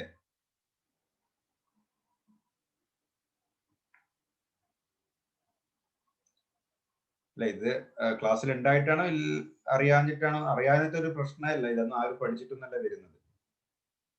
എല്ലാവരും ഇങ്ങനെ തന്നെയാണ് പഠിക്കാറുള്ളത്. ഓക്കെ, എനിവേ അറിയില്ല. അപ്പോ പ്രസിഡന്റിന്റെ ഇലക്ഷൻ നടക്കുന്നത് നമുക്കറിയാം, the elected members of the Rajya Sabha, അതുപോലെ തന്നെ ലോക്സഭ. ഓക്കെ, പിന്നെ അതുപോലെ തന്നെ സ്റ്റേറ്റിലെ ആര് എലക്ട് ചെയ്യുന്നുണ്ട്? സ്റ്റേറ്റിലെ MLA Mar, elected members. Okay, and union territories, elected members of state and union territories. അപ്പൊ എല്ലാ MLA മാരും, അതുപോലെ തന്നെ നോമിനേറ്റ് ചെയ്യാത്ത എല്ലാ MLA മാരും, യൂണിയൻ ടെറിട്ടറീസിലുള്ള എല്ലാ MLA മാരും, എന്ന് വെച്ചാൽ ഡൽഹി, പോണ്ടിച്ചേരി, ഇവിടെയൊക്കെ MLA മാരുണ്ട്, UT ആണെങ്കിൽ പോലും. അപ്പോ ആ MLA മാരും പിന്നെ ലോക്സഭയിലും രാജ്യസഭയിലും ഇലക്റ്റഡ് ആയിട്ട് വന്നത്, എന്ന് വെച്ചാൽ പ്രസിഡന്റ് നോമിനേറ്റ് ചെയ്ത ആളുകൾക്ക് പ്രസിഡന്റിന് വോട്ട് ചെയ്യാൻ പറ്റില്ല. ആ ലോജിക്ക് മാത്രം മനസ്സിൽ വെച്ചാൽ മതി. പ്രസിഡന്റാണ് അവരെ നോമിനേറ്റ് ചെയ്ത് രാജ്യസഭയിൽ എത്തിച്ചിട്ടുള്ളത്. അപ്പൊ അവര് വോട്ട് ചെയ്യുന്നതിൽ പിന്നെ അർത്ഥമില്ല. ഓക്കെ, അപ്പോ ഇലക്ടഡ് മെമ്പേഴ്സ് ആണ് വോട്ട് ചെയ്യുന്നത്. ഈ കാര്യം നമ്മൾ എടുത്തിട്ടുള്ള ഐറിഷ് കോൺസ്റ്റിറ്റ്യൂഷന്റെ അകത്താണ്. പിന്നെ കനേഡിയൻ കോൺസ്റ്റിറ്റ്യൂഷൻ. കനേഡിയൻ കോൺസ്റ്റിറ്റ്യൂഷൻ എന്താണ് പറയുന്നത്? Federation with a strong centre. നമ്മൾ പറഞ്ഞു ഇന്ത്യയിൽ അങ്ങനെ ഒരു സിസ്റ്റം ആണുള്ളത്, സെന്ററിന് സ്ട്രോങ് ആണ്. ഓക്കെ, ഒരുപാട് സ്റ്റേറ്റ്സ് ഉണ്ടെങ്കിലും സെന്റർ സ്ട്രോങ് ആണ്. ഇത് എടുത്തിട്ടുള്ളത് കനേഡിയൻ കോൺസ്റ്റിറ്റ്യൂഷൻ ആണ്. അതുപോലെ തന്നെ residuary powers in the centre, main ആയിട്ടുള്ള പവേഴ്സ് ലോ മേക്കിംഗിലുള്ള റെസിഡറി പവേഴ്സ് ആയിട്ടുള്ള കാര്യങ്ങൾ കനേഡിയൻ കോൺസ്റ്റിറ്റ്യൂഷൻ ആണ് എടുത്തിട്ടുള്ളത്. Appointment of state governors by the centre, സ്റ്റേറ്റിലെ എല്ലാ സ്റ്റേറ്റിലും ഗവർണർമാരുണ്ട്, അത് കനേഡിയൻ കോൺസ്റ്റിറ്റ്യൂഷനിലാണ് എടുത്തിട്ടുള്ളത്. Advisory jurisdiction of supreme court എന്ന് വെച്ചാൽ പ്രസിഡന്റിന് ചില കാര്യത്തില് അഡ്വൈസറി കാര്യങ്ങളൊക്കെ വേണ്ടി വരും, അത് എടുത്തിട്ടുള്ളത് എവിടെ നിന്നാണ്? കനേഡിയൻ കോൺസ്റ്റിറ്റ്യൂഷൻ്റെ അകത്താണ്. പിന്നെ ഓസ്ട്രേലിയൻ കോൺസ്റ്റിറ്റ്യൂഷൻ്റെ അകത്തുനിന്ന് എടുത്തിട്ടുള്ള കാര്യങ്ങള് ഈ കൺകറൻ ലിസ്റ്റ് എന്ന് പറയുന്നത് എന്ന് വെച്ചാൽ ഈ എഡ്യൂക്കേഷൻ, ഹെൽത്ത് എന്നിങ്ങനെയുള്ള കാര്യങ്ങൾക്കൊക്കെ സെന്ററിനും അതുപോലെ തന്നെ സ്റ്റേറ്റിനും ഒരേപോലെ നിയമങ്ങൾ ഉണ്ടാക്കാം. അപ്പൊ സ്റ്റേറ്റ് ലിസ്റ്റ് ഉണ്ട്, യൂണിയൻ ലിസ്റ്റ് ഉണ്ട്, കൺകറൻ ലിസ്റ്റ് ഉണ്ട്. അപ്പൊ യൂണിയൻ ലിസ്റ്റ് എന്ന് പറയുന്നത് സെൻട്രൽ ഉണ്ടാക്കുന്ന ലിസ്റ്റുകൾ വരുന്നത്, സ്റ്റേറ്റ് ലിസ്റ്റ് എന്ന് സ്റ്റേറ്റ് ഉണ്ടാക്കുന്ന നിയമങ്ങൾ, കൺകറൻ ലിസ്റ്റ് എന്ന് വെച്ചാൽ രണ്ടാൾക്കും ഉണ്ടാക്കാൻ പറ്റുന്നത്. ഓക്കെ, അപ്പൊ ഈ കാര്യം എടുത്തിട്ടുള്ളത് ഓസ്ട്രേലിയൻ കോൺസ്റ്റിറ്റ്യൂഷൻ്റെ അകത്താണ്. Freedom of trade, commerce and intercourse, ഈ കാര്യങ്ങൾ എടുത്തിട്ടുള്ളത് ഓസ്ട്രേലിയൻ കോൺസ്റ്റിറ്റ്യൂഷൻ്റെ അകത്താണ്. Joint sitting of the 2 house of parliament എന്ന് വെച്ചാൽ ചില നിയമങ്ങൾ പാസ്സാവാതെ വരുമ്പോൾ ലോക്സഭയിൽ പാസ്സാക്കുന്നു, രാജ്യസഭയിൽ ഫെയിൽ ആവുന്നു. ഈ കാര്യങ്ങൾ നമ്മൾ എന്ത് ചെയ്യും? പ്രസിഡന്റ് രണ്ട് ഹൗസിനെയും ഒന്നിച്ചിരുത്തിയിട്ട് ഡിസ്കസ് ചെയ്യും. അതിനാണ് ഈ ജോയിന്റ് സിറ്റിംഗ് എന്ന് പറയുന്നത്. അത് ഓസ്ട്രേലിയൻ കോൺസ്റ്റിറ്റ്യൂഷനിലാണ് എടുത്തിട്ടുള്ളത്. ഇന്ത്യയിൽ ആകെ നടന്നിട്ടുള്ളത് 3 തവണയാണ് മൊത്തമായിട്ട് നടന്നിട്ടുള്ളത്. അത് ഏതൊക്കെയാണെന്ന് കൃത്യമായിട്ട് ഞാൻ ആ കാര്യങ്ങൾ ആർട്ടിക്കിളിന്റെ പാർട്ടിൽ നമുക്ക് പറയാനുണ്ട്, അപ്പോൾ ഡിസ്ക്രൈബ് ചെയ്ത് തരാം. പിന്നെ സോവിയറ്റ് കോൺസ്റ്റിറ്റ്യൂഷൻ, USSR, ഇപ്പോ നൗ ഇൻ റഷ്യ. അപ്പൊ റഷ്യയിലുള്ള സോവിയറ്റ് കോൺസ്റ്റിറ്റ്യൂഷൻ എടുത്തിട്ടുള്ള കാര്യങ്ങളായിരുന്നു ഫണ്ടമെന്റൽ ഡ്യൂട്ടീസ്, ഒരു ഇന്ത്യയിലെ പൗരൻ എന്തൊക്കെ ഡ്യൂട്ടീസ് ആണ് ചെയ്യേണ്ടത്, idea of justice, social, economic and political in the preamble, ഇതൊക്കെ സോവിയറ്റ് കോൺസ്റ്റിറ്റ്യൂഷൻ്റെ ആണ് നമ്മൾ എടുത്തിട്ടുള്ളത്. ഈ അമെൻമെന്റ് ഓഫ് ദി കോൺസ്റ്റിറ്റ്യൂഷൻ, നമുക്കറിയാം കോൺസ്റ്റിറ്റ്യൂഷൻ ഓൾറെഡി ഡൈനാമിക് ആണ്, നമുക്ക് വീണ്ടും വീണ്ടും അമെൻഡ് ചെയ്യാം. ഓൾറെഡി ഉള്ള ഒരു ഹാർഡ് കോപ്പി മാത്രമല്ല, കാലങ്ങൾക്ക് അനുസരിച്ചിട്ട് അതിൽ മാറ്റങ്ങൾ വരുന്നുണ്ട്. അപ്പൊ അതെടുത്തിട്ടുള്ളത് സൗത്ത് ആഫ്രിക്കൻ കോൺസ്റ്റിറ്റ്യൂഷൻ്റെ അകത്താണ്. Election of members of Rajya Sabha, രാജ്യസഭയുടെ ഇലക്ഷൻ നേരത്തെ പറഞ്ഞിട്ടുള്ളത് നോമിനേഷൻ ആണ് കേട്ടോ. നോമിനേഷൻ ആണ് നമ്മൾ എവിടെ നിർത്തിയിട്ടുള്ളത്? നേരത്തെ പറഞ്ഞ കനേഡിയൻ അല്ല, method of election of nomination members to Rajya Sabha Irish കോൺസ്റ്റിറ്റ്യൂഷൻ്റെ അകത്തുനിന്ന്. സൗത്ത് ആഫ്രിക്കൻ ഐറിഷ്, അതെ. സൗത്ത് ആഫ്രിക്കൻ കോൺസ്റ്റിറ്റ്യൂഷൻ്റെ അകത്താണ് നമ്മൾ എടുത്തിട്ടുള്ളത് ഈ MLA-മാര്, ജനങ്ങൾ തിരഞ്ഞെടുക്കപ്പെട്ട MLA-മാര് രാജ്യസഭ മെമ്പേഴ്സിനെ സെലക്ട് ചെയ്യുന്നത് സൗത്ത് ആഫ്രിക്കൻ കോൺസ്റ്റിറ്റ്യൂഷൻ. അപ്പോൾ VMR കോൺസ്റ്റിറ്റ്യൂഷൻ ഓഫ് ജർമ്മനി എന്നാണ് നമ്മൾ ഫണ്ടമെന്റൽ റൈറ്റ്സ് സസ്പെൻഡ് ചെയ്യപ്പെടുന്നത്. അപ്പോ രാജ്യത്ത് എമർജൻസി കാലഘട്ടങ്ങൾ വരുമ്പോൾ എനിക്ക് തോന്നുന്നത് നമ്മളെ ജനറേഷനിലുള്ള ആളുകളൊന്നും കേരളത്തിൽ എമർജൻസി കണ്ടിട്ടില്ല. ഓക്കെ, പക്ഷെ അതിനു മുമ്പ് കേരളത്തിൽ ഭയങ്കരമായിട്ട് എമർജൻസി ഉള്ള കാലങ്ങൾ ഉണ്ടായിരുന്നു. കാരണം ഇലക്ഷൻ നടക്കും, ഒരു ഭരണകൂടം വരില്ല, കാരണം ആർക്കും ഭൂരിപക്ഷം കിട്ടാത്ത ഒരു സമയം. അപ്പോൾ ഡിസോൾവ് ചെയ്യും, പ്രസിഡന്റ് റൂൾ വരും, എമർജൻസി വരും, പ്രശ്നങ്ങൾ ഉണ്ടാവും, അടികൾ ഉണ്ടാവും. അപ്പോ നമുക്ക് എന്ത് ചെയ്യാൻ പറ്റില്ല, ഒരാളുടെ ഫണ്ടമെന്റൽ റൈറ്റ് ആണ് right to freedom of expression, speech and expression എന്നുള്ള കാര്യങ്ങൾ, അതുപോലെ തന്നെ right to do activities, assembly കാര്യങ്ങൾ, ഇതൊക്കെ എന്ത് ചെയ്യും? സസ്പെൻഡ് ചെയ്യപ്പെടും. അപ്പോൾ അതിൽ സസ്പെൻഡ് ചെയ്യാൻ പറ്റാത്ത 2 കാര്യങ്ങളാണ് ഉള്ളത്. അത് ഞാൻ ഇവിടെ അല്ല, മറ്റേ ക്ലാസ്സിലാണ് പറഞ്ഞെന്ന് തോന്നുന്നു അല്ലെ. അത് ആർട്ടിക്കിൾ 20 and 21 ആണ്. Right to life and liberty, അതുപോലെ തന്നെ right against illegal arrest. Okay, പിന്നെ French constitution, republic and ideals of liberty, equality and fraternity in the preamble. ഈ കാര്യങ്ങളൊക്കെ പ്രിയാമ്പിളിൽ കൊണ്ടുവന്നിട്ടുള്ളത് ഫ്രഞ്ച് കോൺസ്റ്റിറ്റ്യൂഷൻ്റെ അകത്താണ്. റഷ്യ എന്ന് കൊണ്ടുവന്നിട്ടുള്ളത് social, economic and political justice ആണ്, ഐഡിയ ഓഫ് ജസ്റ്റിസ്. ഓക്കെ, ഇവിടെ ലിബർട്ടി, ഇക്വാലിറ്റി ആൻഡ് ഫ്രട്ടേണിറ്റി എന്നുള്ള വാക്കുകൾ വന്നിട്ടുള്ളത് ഫ്രഞ്ച് കോൺസ്റ്റിറ്റ്യൂഷൻ്റെ ആണ്. ഇതൊക്കെ ചോദിക്കാറുണ്ട് കേട്ടോ, എവിടെ നിന്നാണ് ഈ ലിബർട്ടി എന്നുള്ള വാക്ക് വന്നിട്ടുള്ളത് പ്രിയാമ്പിളിൽ. ഇനി ജപ്പാനീസ് കോൺസ്റ്റിറ്റ്യൂഷൻ്റെ അകത്ത് പ്രൊസീജിയർ എസ്റ്റാബ്ലിഷ്ഡ് ബൈ ലോ, എങ്ങനെയാണ് നമ്മൾ ലോന്റെ പ്രൊസീജിയേഴ്സ്. ഓക്കെ, ഇനി സാലന്റ് ഫീച്ചേഴ്സ് ഓഫ് ദി കോൺസ്റ്റിറ്റ്യൂഷൻ.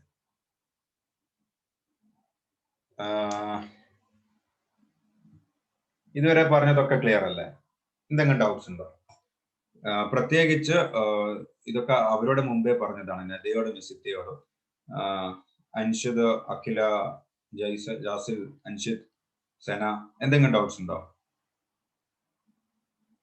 നിങ്ങളും അടുത്ത ക്ലാസ് മുതൽ വീഡിയോ ഓൺ ആക്കിയിട്ട് തന്നെ ഇരിക്കണം കേട്ടോ. ഒരു ക്ലാസ് റൂമിലൊക്കെ നമ്മൾ അങ്ങനെ തന്നെയാണല്ലോ ഇരിക്കാറ്, അതേപോലെ തന്നെ ഇരിക്കണം, അതിനെ മടി വിചാരിക്കണ്ട. ഓക്കെ, എനിവേ അടുത്തത് അൻഷിദ്, എന്തെങ്കിലും ഡൗട്ട്സ് ഉണ്ടോ? ഒക്കെ ക്ലിയർ അല്ലേ? ഓക്കെ, ഇനി ഇന്ത്യൻ കോൺസ്റ്റിറ്റ്യൂഷൻ ലെങ്തിയസ്റ്റ്. അൻഷിദ് +1 ആണോ? അൻഷിദ് ഒന്ന് അൺമ്യൂട്ട് ചെയ്യോ? അൻഷിത് അൺമ്യൂട്ട് വീഡിയോ ഓഫ് ചെയ്യാനല്ല പറഞ്ഞത്, അൺമ്യൂട്ട് ചെയ്യാനാണ് പറഞ്ഞത്. അൻഷിത് ഏതാണ് ക്ലാസ്? അൺമ്യൂട്ട് ചെയ്തിട്ട് പറയും.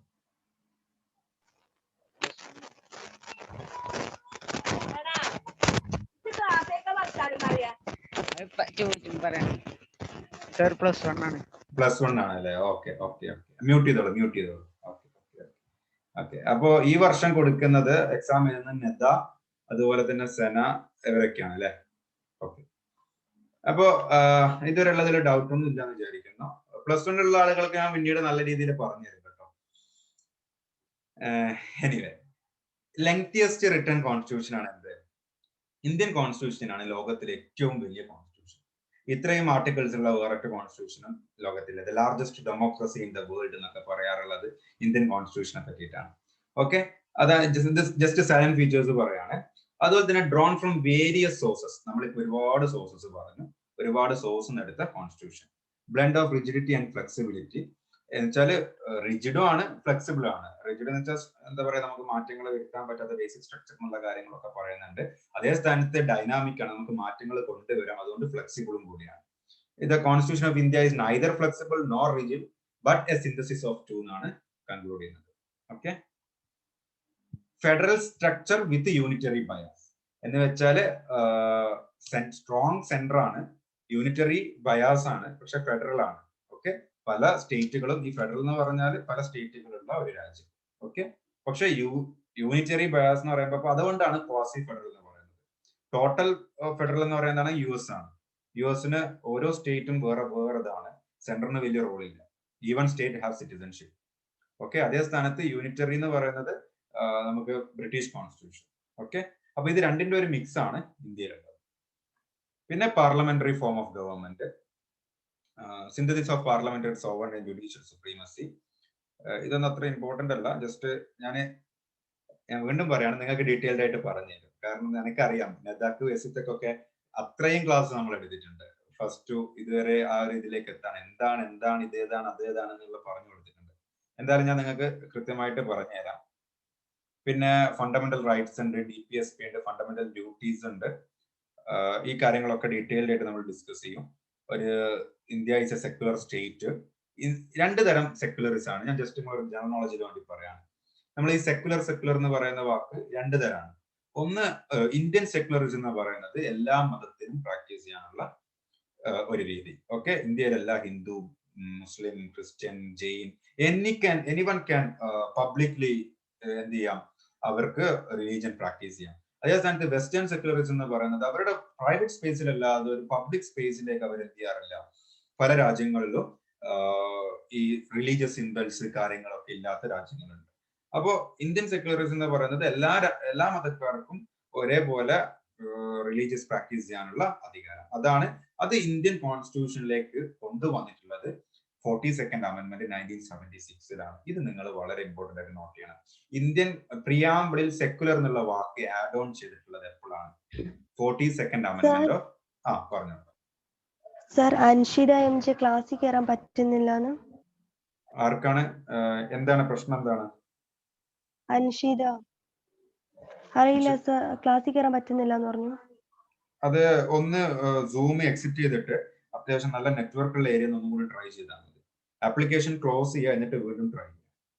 Okay okay sir. ഓക്കെ, അപ്പോ പിന്നെ പറയാണ് യൂണിവേഴ്സൽ അഡൽട്ട് ഫ്രാഞ്ചൈസ് എന്ന് വെച്ചാൽ നമുക്ക് വയസ്സിന്റെ കാര്യം. മുമ്പ് 21 വയസ്സായിരുന്നു, പിന്നീട് 18 ആക്കി. അത് 61st കോൺസ്റ്റിറ്റ്യൂഷണൽ അമെന്റ്മെന്റിലാണ് കേട്ടോ മാറ്റിയിട്ടുള്ളത്. എന്ന് വെച്ചാൽ 1988 വരെ 21 വയസ്സായിരുന്നു ഇന്ത്യയിൽ വോട്ടിങ്ങിന്റെ പ്രായം. ഓക്കെ, 1988 ആണ് ഇന്ത്യയിൽ 61ാമത്തെ അമെന്റ്മെന്റിലാണ് എന്ത് ചെയ്തിട്ടുള്ളത്, 18 വയസ്സിന്റെ മുകളിലാക്കിയിട്ടുള്ളത്. ഓക്കെ, അതുപോലെ തന്നെ ഇന്ത്യയിൽ ഒറ്റ സിറ്റിസൺഷിപ്പ് ആണ് നമുക്കൊക്കെ ഇന്ത്യൻ പൗരൻ. Though the constitution of India is federal dual polity, it also provides a citizenship that is Indian citizenship. Only single citizenship ആണ്. ഓക്കെ, പിന്നെ ഇൻഡിപെൻഡന്റ് ബോഡീസ് ഉണ്ട്, പല commissions, public service commission, union public service commission, state public service commission എന്നിങ്ങനെയുള്ള പല ബോഡീസും ഇന്ത്യയിൽ setup ചെയ്തിട്ടുണ്ട്. ഇത് just പറയുകയാണെന്നുണ്ടെങ്കിൽ നമുക്ക് ലോ കമ്മീഷൻസ് ഉണ്ട്, ഓരോ ഇതൊക്കെ അതൊക്കെ ആർട്ടിക്കിളിന്റെ ഉള്ളിൽ പറഞ്ഞിട്ടുണ്ട്. ഓക്കെ, ഇതൊക്കെ ഞാൻ ഡീറ്റെയിൽഡ് ആയിട്ട് ഡിസ്കസ് ചെയ്യും, അതുകൊണ്ടാണ് ജസ്റ്റ് പറഞ്ഞു പോകുന്നത്. പിന്നെ എമർജൻസി പ്രൊവിഷൻ, ഇന്ത്യയിൽ ഒരു പെട്ടെന്ന് ഒരു പ്രശ്നങ്ങൾ ഉണ്ടാകുമ്പോൾ പ്രസിഡന്റ് പട്ടാള ഭരണങ്ങൾ വരും, പ്രസിഡന്റ് റോള് കൈയടക്കും, സ്റ്റേറ്റ് ഗവൺമെന്റിന് റോൾ ഇല്ലാതാകും, അതാണ് എമർജൻസി പ്രൊവിഷൻ എന്ന് പറയുന്നത്. Article 352 national emergency, 356 state emergency, 360 financial emergency എന്നിങ്ങനെ 3 കാര്യങ്ങളുണ്ട്. ഓക്കെ, അത് നമുക്ക് സംസാരിക്കാം. പിന്നെ ഇന്ത്യയില് 3 ടയർ ഗവൺമെന്റ് ആണ്. 3 ടയർ ഗവൺമെന്റ് എന്ന് പറയുന്നത് originally Indian constitution provided dual polity contains certain provisions organising power states under ഏറ്റവും 74th 75th അമെന്റ്മെന്റിലാണ് എന്ത് വരുന്നത്, 73rd 74th കോൺസ്റ്റിറ്റ്യൂഷൻ അമെന്റ്മെന്റിലാണ് എന്ത് വരുന്നത്, 3 tier government, that is local. ഒന്ന് ലോക്കൽ എന്ന് പറയുന്നത് നമ്മളെ പഞ്ചായത്ത്. ഓക്കെ, ഇപ്പൊ റീസെന്റ് ആയിട്ട് പഞ്ചായത്ത് നടന്നില്ലേ, പഞ്ചായത്ത് ഇലക്ഷൻ നടന്നല്ലോ, അതിനാണ് ലോക്കൽ ഗവേണൻസ് എന്ന് പറയുന്നത്. ഓക്കെ, അതുപോലെ തന്നെ നമുക്ക് സ്റ്റേറ്റ് ഉണ്ട്, സെൻട്രൽ ഉണ്ട്. അതുകൊണ്ട് 3 ടയർ ഗവൺമെന്റ് എന്ന് പറയുന്നത് അതുകൊണ്ടാണ്. ഓക്കെ, ഒന്ന് ലോക്കലിന് ഈ പഞ്ചായത്ത് ഗവൺമെന്റിന് എന്തുമായിട്ട് ബന്ധമില്ല, സ്റ്റേറ്റായിട്ട് ബന്ധമില്ല. സ്റ്റേറ്റ് വേറെ ഗവേണൻസ് ആണ്, പഞ്ചായത്ത് വേറെ ഗവേണൻസ് ആണ്, സെൻട്രൽ വേറെ ഗവേണൻസ് ആണ്. അപ്പോൾ ഈ പഞ്ചായത്ത് കാര്യങ്ങളൊക്കെ വന്നിട്ടുള്ളത് ഈ അടുത്താണ്, 1992 73rd and 74th constitution amendment ആക്ടിലാണ് എന്ത് പറഞ്ഞിട്ടുള്ളത്, local which is not found in any other constitution of the world. The 73rd Amendment of Act of 1992 gave constitutional recognition to the panchayats by adding Part 9 and a new Schedule 11 to the Constitution. Similarly, 74th Amendment Act of 1992 gave constitutional status to municipalities by adding a new Part 9A and a new Schedule 12 of the Constitution of India. അപ്പൊ ഇതെന്താ പറഞ്ഞിട്ടുണ്ട്, ഇതിപ്പോ ഈ വായിച്ച കേട്ടിട്ട് നിങ്ങൾ പേടിക്കണ്ട.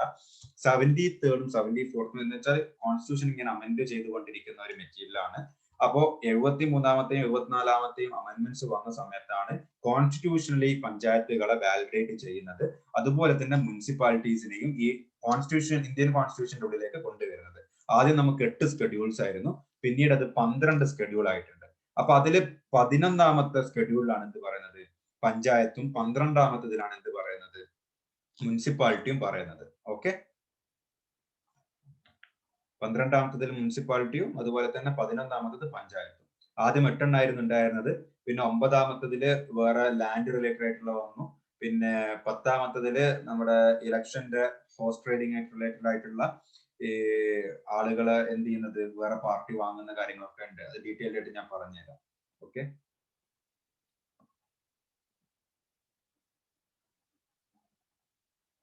ഇനി ഇതുവരെ പറഞ്ഞതൊക്കെ ജസ്റ്റ് ലീവ് ചെയ്യാം.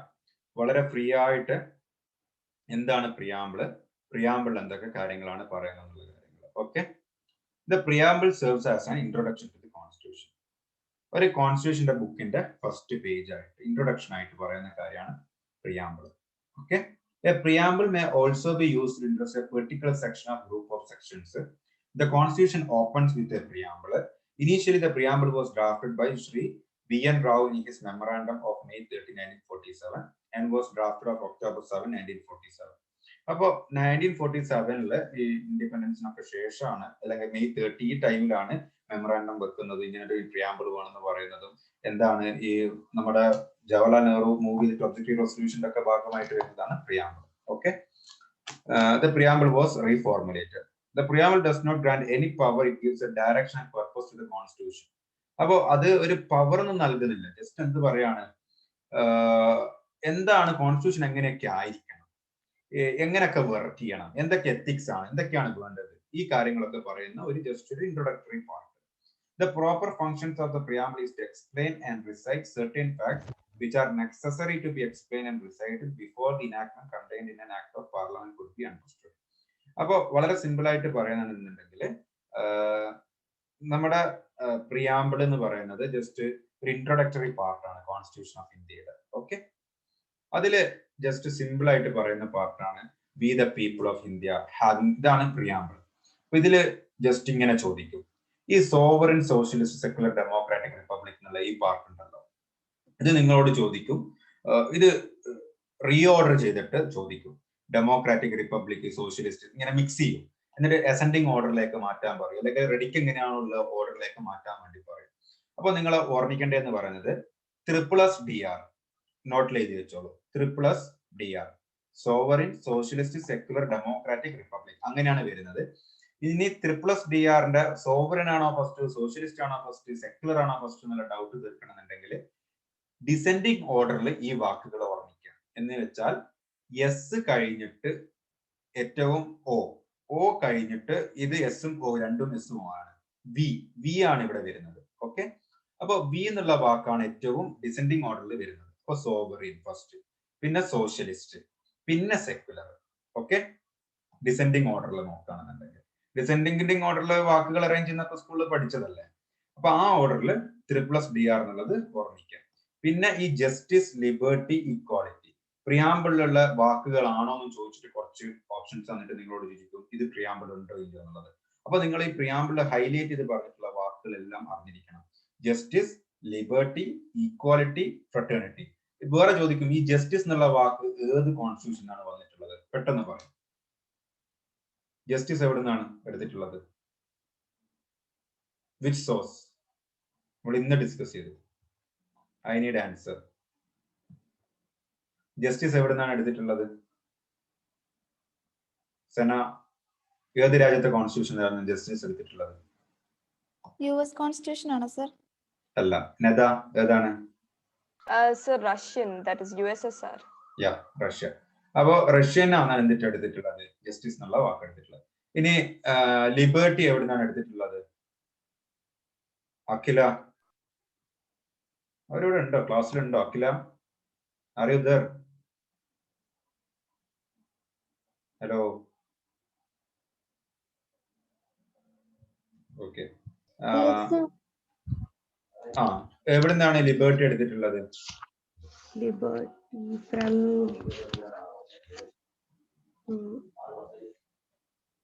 French constitution. ഓക്കെ, അപ്പൊ അത് ഓർമ്മിച്ച് വെക്കുക. ഈ ഇക്വാളിറ്റി, ലിബർട്ടി, ഇക്വാലിറ്റി, ഫ്രട്ടേണിറ്റി ഇത് മൂന്നും എടുത്തിട്ടുള്ളത് ഫ്രഞ്ച് കോൺസ്റ്റിറ്റ്യൂഷന്റെ അകത്താണ്. ഓക്കെ, പിന്നെ in our Constituent Assembly ഇത് ഈ date 26th of November 1949 here adopted an act and give to ourselves this constitution. ഇത്രയാണ് preamble പറയുന്നത്. Okay, simply we are done with preamble also.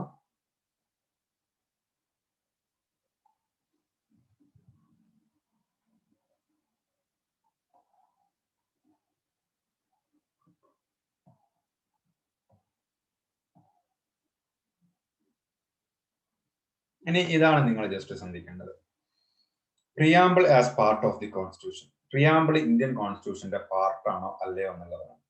Okay, അപ്പോ ജസ്റ്റ് ഞാൻ പറഞ്ഞു ഈ കോൺസ്റ്റിറ്റ്യൂഷൻ എന്നുള്ള ബുക്കിന്റെ ഒരു ഇൻട്രോഡക്ടറി പാർട്ടാണ് പ്രിയാമ്പിൾ. അപ്പോൾ ഇതിന്റെ ഒരു ചരിത്രപരമായിട്ടുള്ള കാര്യങ്ങൾ ജസ്റ്റ് സിമ്പിൾ ആയിട്ട് നോക്കാം. ഈ ബെർബറ യൂണിയൻ കേസ് എന്ന് പറയുന്ന കേസിൽ 1960 സുപ്രീം കോടതി എന്ത് പറഞ്ഞു? Preamble shows the general purpose behind several provisions in the constitution.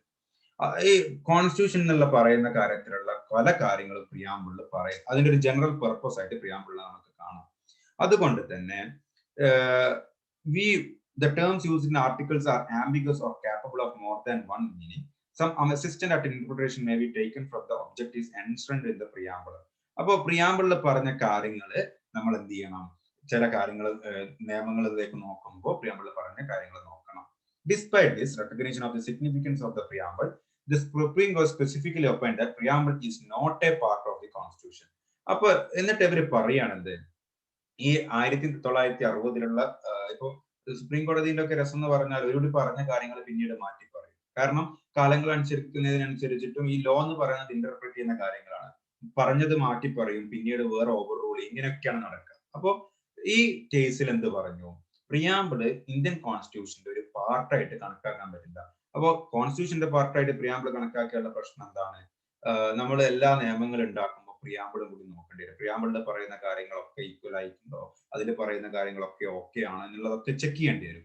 Constitutional check ചെയ്യുമ്പോൾ പ്രിയാമ്പിളും ചെക്ക് ചെയ്യേണ്ടി വരും. അപ്പൊ ആ ടൈമിൽ പറഞ്ഞു, ബെർബറ യൂണിയൻ കേസിൽ പറഞ്ഞു പ്രിയാമ്പിള് കോൺസ്റ്റിറ്റ്യൂഷന്റെ പാർട്ട് അല്ല എന്നുള്ളത്. പക്ഷേ കേശവാനന്ദ ഭാരതി കേസ് നടന്നു. ഓക്കെ, കേശവാനന്ദ ഭാരതി കേസ് എന്ന് പറയുന്നത് കേരളത്തിലെ ഒരു കേശവാനന്ദ ഭാരതി എന്നുള്ള ആള്, അയാളുടെ സ്വത്ത്, അയാളുടെ ഒരു പ്രോപ്പർട്ടി ഉണ്ടായിരുന്നു. അന്ന് വരെ റൈറ്റ് ടു പ്രോപ്പർട്ടി എന്ന് പറയുന്നത് ഫണ്ടമെന്റൽ റൈറ്റ് ആയിരുന്നു. നമ്മളുടെ പ്രോപ്പർട്ടി, എന്റെ ഒരു സ്ഥലം, ഉദാഹരണത്തിന് വളരെ എക്സാമ്പിൾ ആയിട്ട് പറയാണ്, സിമ്പിൾ ആയിട്ട് പറഞ്ഞു തരാണ്. എന്റെ ഒരു പേഴ്സണൽ ഒരു ബിൽഡിങ്ങും ഒരു സ്ഥലവും ഒരു ഹൈവേ റോഡിലുണ്ട്. ആ ഹൈവേ റോഡിലുള്ള റോഡിനനുസരിച്ച് അടുത്തുള്ള ഒരു സ്ഥലത്തുണ്ട്. അപ്പൊ പെട്ടെന്ന് ഒരു എയർപോർട്ട് നിർമ്മിക്കാൻ വേണ്ടിയിട്ട് റോഡ് വിപുലീകരിക്കാം. ഓക്കെ, അപ്പോ എന്റെ സ്ഥലം ഗവൺമെന്റ് എന്ത് ചെയ്യും? അക്വയർ ചെയ്യും. ഓക്കെ, ഗവൺമെന്റ് എന്ത് ചെയ്യാം? ആരുടെ സ്ഥലങ്ങളും കയ്യേറാനുള്ള ഒരു സ്ഥലത്തിലേക്ക് എത്തിയിട്ടുണ്ട്. അപ്പോ ഞാൻ പറയുകയാണ്, ഇത് എന്റെ സ്ഥലമാണ്, ഇത് എന്റെ ഫണ്ടമെന്റൽ റൈറ്റ് ആണ്. എന്റെ സ്ഥലം ഗവൺമെന്റിന് കൊടുക്കണോ വേണ്ടോ എന്ന് തീരുമാനിക്കുന്നത്. എനിക്ക് ഇഷ്ടമില്ലാത്ത സ്ഥലം ഗവൺമെന്റ് നിർബന്ധിച്ചിട്ട് എന്റെ അടുത്ത് വാങ്ങാൻ പറ്റില്ലോ എന്നുള്ളത്. അപ്പോ കേശവാനന്ദ ഭാരതിയുടെ കേസ് നടക്കുന്ന സമയത്ത് ഇങ്ങനെ ഒരു വികസന പ്രവർത്തനത്തിന് വേണ്ടിയിട്ട് കേശവാനന്ദ ഭാരതിയുടെ സ്ഥലം ഗവൺമെന്റ് അക്വയർ ചെയ്യാൻ വേണ്ടി നിൽക്കുമ്പോൾ കേശവാനന്ദ ഭാരതി എന്ത് ചെയ്തു? കേരള ഗവൺമെന്റിനെതിരെ കേസ് കൊടുത്തു. ഓക്കെ, കേരള ഗവൺമെന്റിനെതിരെ എന്ത് കേസ് കൊടുത്തു? എന്റെ പ്രോപ്പർട്ടി എനിക്ക് വിട്ടുകൊടുക്കാൻ താല്പര്യമില്ല. ഓക്കെ, ഞാൻ എന്റെ പ്രോപ്പർട്ടി വിട്ടുകൊടുക്കില്ല, എത്ര പൈസ തന്നാലും ഞാൻ വിട്ടുകൊടുക്കില്ല. ഗവൺമെന്റ് തരുന്ന പൈസ വളരെ മാർക്കറ്റ് റേറ്റിനേക്കാളൊക്കെ കുറവായിരിക്കും, അത് വേറെ കാര്യങ്ങള്. അപ്പോ എന്റെ സ്ഥലം ഞാൻ വിട്ടുകൊടുക്കില്ല, കാരണം അത് എന്റെ ഫണ്ടമെന്റൽ റൈറ്റ് ആണ്. ഒരു ഗവൺമെന്റിന് എന്റെ ഫണ്ടമെന്റൽ റൈറ്റിൽ ഹെൽഡ് ചെയ്യാനുള്ള അവകാശമില്ല.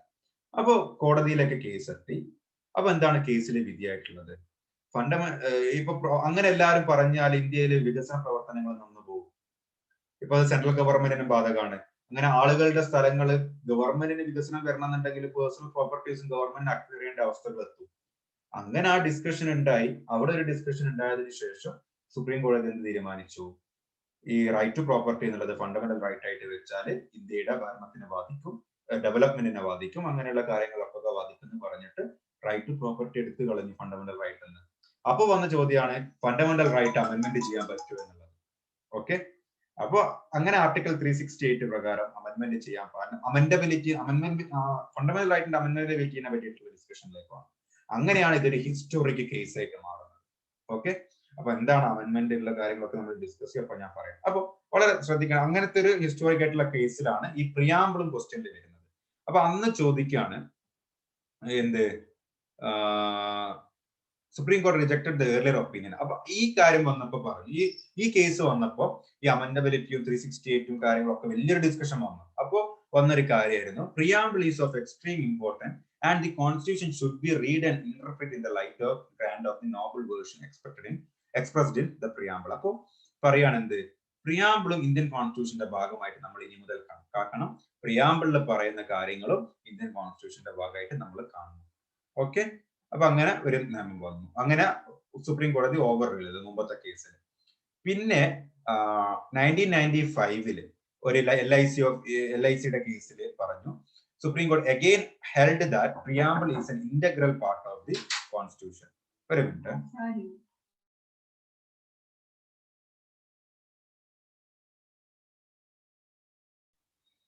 അപ്പോ LICയുടെ കേസിൽ എന്ത് പറയാണ്? Supreme court again held that preamble is an integral part of the Constitution. കോൺസ്റ്റിറ്റ്യൂഷന്റെ ഭാഗമായിട്ട് തന്നെ പ്രിയാമ്പിളിനെ നമ്മൾ കണക്കാക്കണം. പ്രിയാമ്പിളിന് അത്രയും ഇമ്പോർട്ടൻസ് ഉണ്ട്. അത് ഇമ്പോർട്ടൻസ് ഉണ്ട് എന്ന് പറയാനുള്ള കാരണം എന്താണ്? ഈ വാക്കുകളാണ്, സോവറിൻ, സോഷ്യലിസ്റ്റ്, സെക്യുലർ. ഈ സോഷ്യലിസ്റ്റ് എന്നുള്ള വാക്കുകളൊക്കെ നമ്മൾ കൃത്യമായിട്ട് നോക്കി ഉപയോഗിക്കേണ്ടതാണ്. അതുപോലെ തന്നെ ഇക്വാലിറ്റി, ജസ്റ്റിസ്, ഇക്വാലിറ്റി, ഫ്രട്ടേണിറ്റി എന്നീ കാര്യങ്ങളൊക്കെ ഇതിൻ്റെ അകത്ത് പറയുന്നുണ്ടല്ലോ. അപ്പോൾ ഈ കാര്യങ്ങളൊക്കെ ഇന്റഗ്രേറ്റ് അല്ലെങ്കിൽ ഇന്റർപ്രിറ്റ് ചെയ്യാൻ വേണ്ടി ഉപയോഗിക്കണം. അതിനാണ് ഈ പ്രിയാമ്പിൾ ഇന്ത്യൻ കോൺസ്റ്റിറ്റ്യൂഷന്റെ പാർട്ടാണെന്ന് പറയുന്നത്. ഓക്കെ,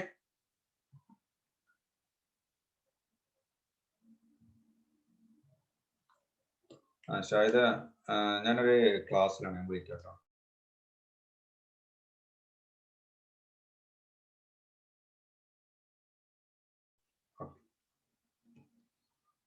അപ്പോ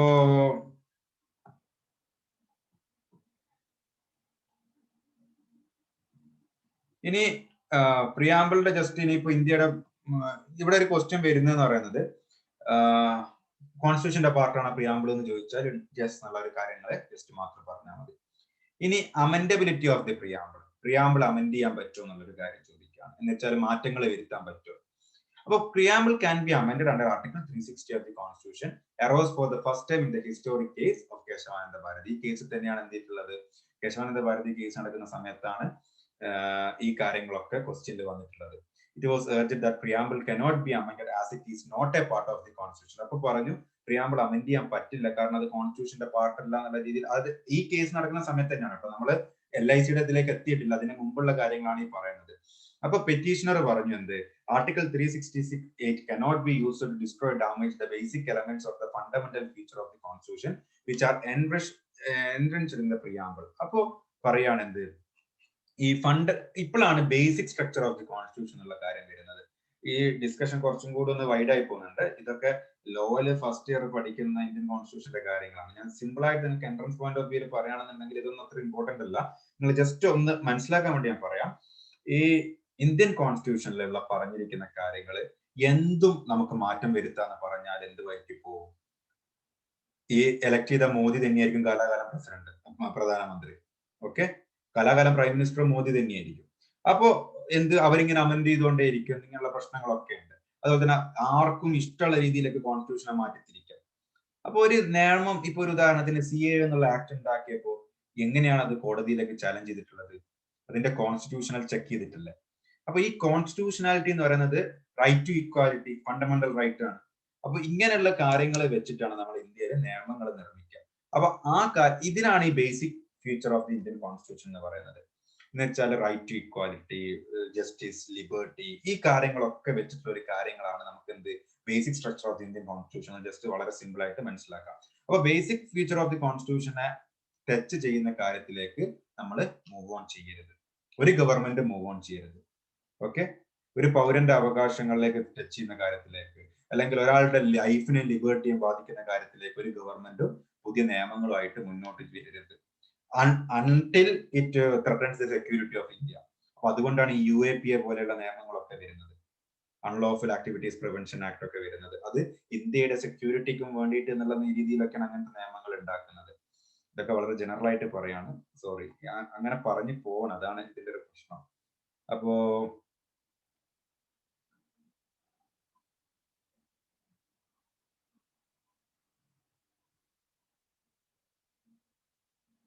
ഇതൊക്കെ നമ്മൾ പറഞ്ഞതാണ്. ഇതില് നിങ്ങൾ ജസ്റ്റ് മോളിൽ പറഞ്ഞ പോയിന്റിൽ ജസ്റ്റ് മനസ്സിലാക്കേണ്ടതെന്ന് പറയുന്നത് പ്രിയാമ്പിൾ കോൺസ്റ്റിറ്റ്യൂഷന്റെ പാർട്ടാണ്. Okay, preamble has been amended only once. Preamble അമെൻഡും ചെയ്യാൻ പറ്റും. ഓക്കെ, അത് അമെൻഡ് ചെയ്തത് എപ്പോഴാണ്? 42nd കോൺസ്റ്റിറ്റ്യൂഷൻ അമെൻഡ്മെന്റിലാണ് എന്ത് ചെയ്തിട്ടുള്ളത്? ഈ സോഷ്യലിസ്റ്റ്, സെക്യുലർ എന്നുള്ള വാക്കും ഇന്റഗ്രിറ്റി എന്നുള്ള വാക്കും ഒക്കെ ആഡ് ചെയ്തിട്ടുള്ളത് ഈ 42nd അമെൻഡ്മെന്റിലാണ്. ഓക്കെ, അപ്പൊ പ്രിയാമ്പിൾ കോൺസ്റ്റിറ്റ്യൂഷന്റെ പാർട്ടാണ്. പ്രിയാമ്പിള് അമെൻഡ് ചെയ്യാനും പറ്റും. ഈ രണ്ട് കാര്യങ്ങളാണ് അവിടെ പറഞ്ഞിട്ടുള്ളത്. ഇനി വരുന്നതാണ് നമ്മൾ ഇതുവരെ പറഞ്ഞത്. കഴിയുന്ന ആളുകളൊക്കെ ഒന്ന് വീഡിയോ ഓൺ ചെയ്യും കേട്ടോ. അപ്പൊ ഇതുവരെ പറഞ്ഞിട്ടുള്ളത്, ഇപ്പൊ ക്ലാസ് വൈൻഡപ്പ് ചെയ്യാണ്. എന്താണ് ഇന്ത്യൻ കോൺസ്റ്റിറ്റ്യൂഷൻ, എങ്ങനെയാണ് ഇന്ത്യൻ കോൺസ്റ്റിറ്റ്യൂഷൻ ഉണ്ടായിട്ടുള്ളത്, എന്തൊക്കെയാണ് important points, what are the facts to remember, എങ്ങനെയാണ് ഇന്ത്യയിലെ കോൺസ്റ്റിറ്റ്യൂഷൻ, എന്താണ് രാജ്യസഭ, എന്താണ് ലോക്സഭ, നിങ്ങളെ കാര്യങ്ങളൊക്കെ മൊത്തം ഡിസ്കസ് ചെയ്ത് കഴിഞ്ഞു. ഇന്ന് പുതിയതായിട്ട് വന്ന ആളുകൾക്ക് കുറെ അറിയാനുണ്ടാവും. അപ്പോ നദയ്ക്കും എസിത്തക്കും എന്തെങ്കിലും ഡൗട്ട്സ് ഉണ്ടോ ഇതുവരെ പറഞ്ഞ കാര്യത്തില്?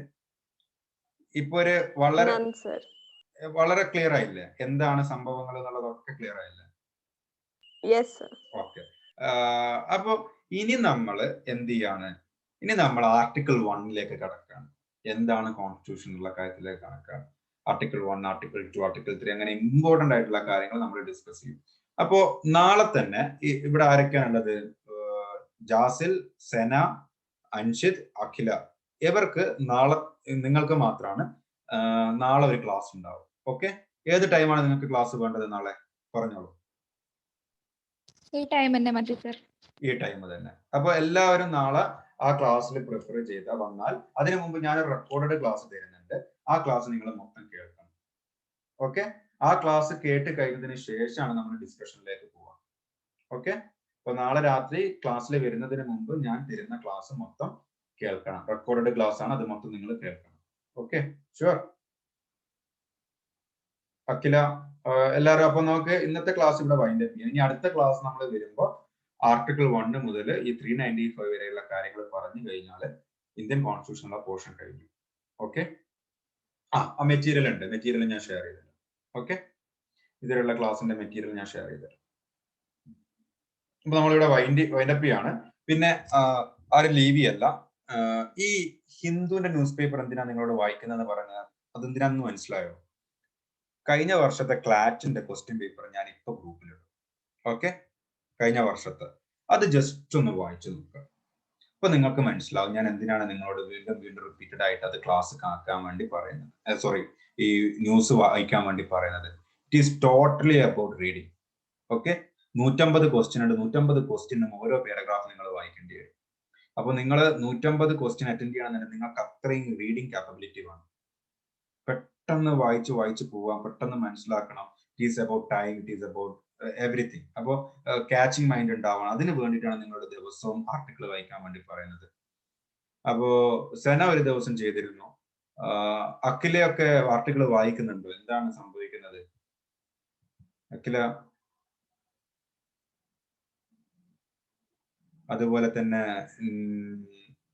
അത് വേറെ ആരുള്ളത്? ജാസിൽ, അൻഷിദ്, എല്ലാരും വായിക്കണം കേട്ടോ. എന്താണോ മനസ്സിലായത് എന്നുള്ളത് അത് ഗ്രൂപ്പിലിടണം. ഓക്കെ, സർ വായിക്കുന്നുണ്ട്, ബട്ട് സമ്മറി ഉണ്ടാക്കാൻ ഇപ്പൊ സമയമില്ല. 28 ഞങ്ങൾക്ക് സ്കൂളിൽ ഓക്കെ. എസിറ്റ ചെയ്യണമെന്നില്ല. എസിറ്റ ഇപ്പൊ +1 അല്ലേ, അടുത്ത വർഷത്തേക്ക് വായിച്ചാൽ മതി. ഓക്കെ ഓക്കെ, ശരി. അഖില വായിക്കലുണ്ടോ? സെന ഇന്നത്തേതൊക്കെ വായിച്ചോ? സെന സർ വോയിസ് ബ്രേക്ക്, എനിക്ക് കേട്ടില്ല. സെന വായിച്ചോ? ആർട്ടിക്കിൾ വായിച്ചോ ഇന്നത്തേതൊക്കെ? ഞാന് ബഷീർ സാറിന് സെൻഡ് ചെയ്ത് കൊടുത്തിരുന്നു. Okay. ഞാന് 9 മണിക്ക് ശേഷമാണ് വായിക്കാറ്. Okay fine. അപ്പൊ എല്ലാരും വായിക്കാം. ഇനി മുതൽ എല്ലാ ദിവസവും ക്വസ്റ്റ്യൻസ് തരും. അതുപോലെ തന്നെ കറണ്ട് അഫയേഴ്സിന്റെ പാർട്ട് തരും. അതൊക്കെ ചെയ്യാം. ഓക്കെ, ഗ്രൂപ്പിൽ പറയുന്ന കാര്യങ്ങൾ ഫോളോ അപ്പ് ചെയ്യാം മാക്സിമം. ഓക്കെ, നമുക്കിവിടെ വൈൻഡ് അപ്പ് ചെയ്യാം. Okay, thank you. Sir, before that, can you send the link for the guide you said that Amazon link I will send the Amazon link. Okay, thank you. Okay, fine. So anything else? So let's wind up. Okay, fine. Thank you. Thank you sir. Yes, sir.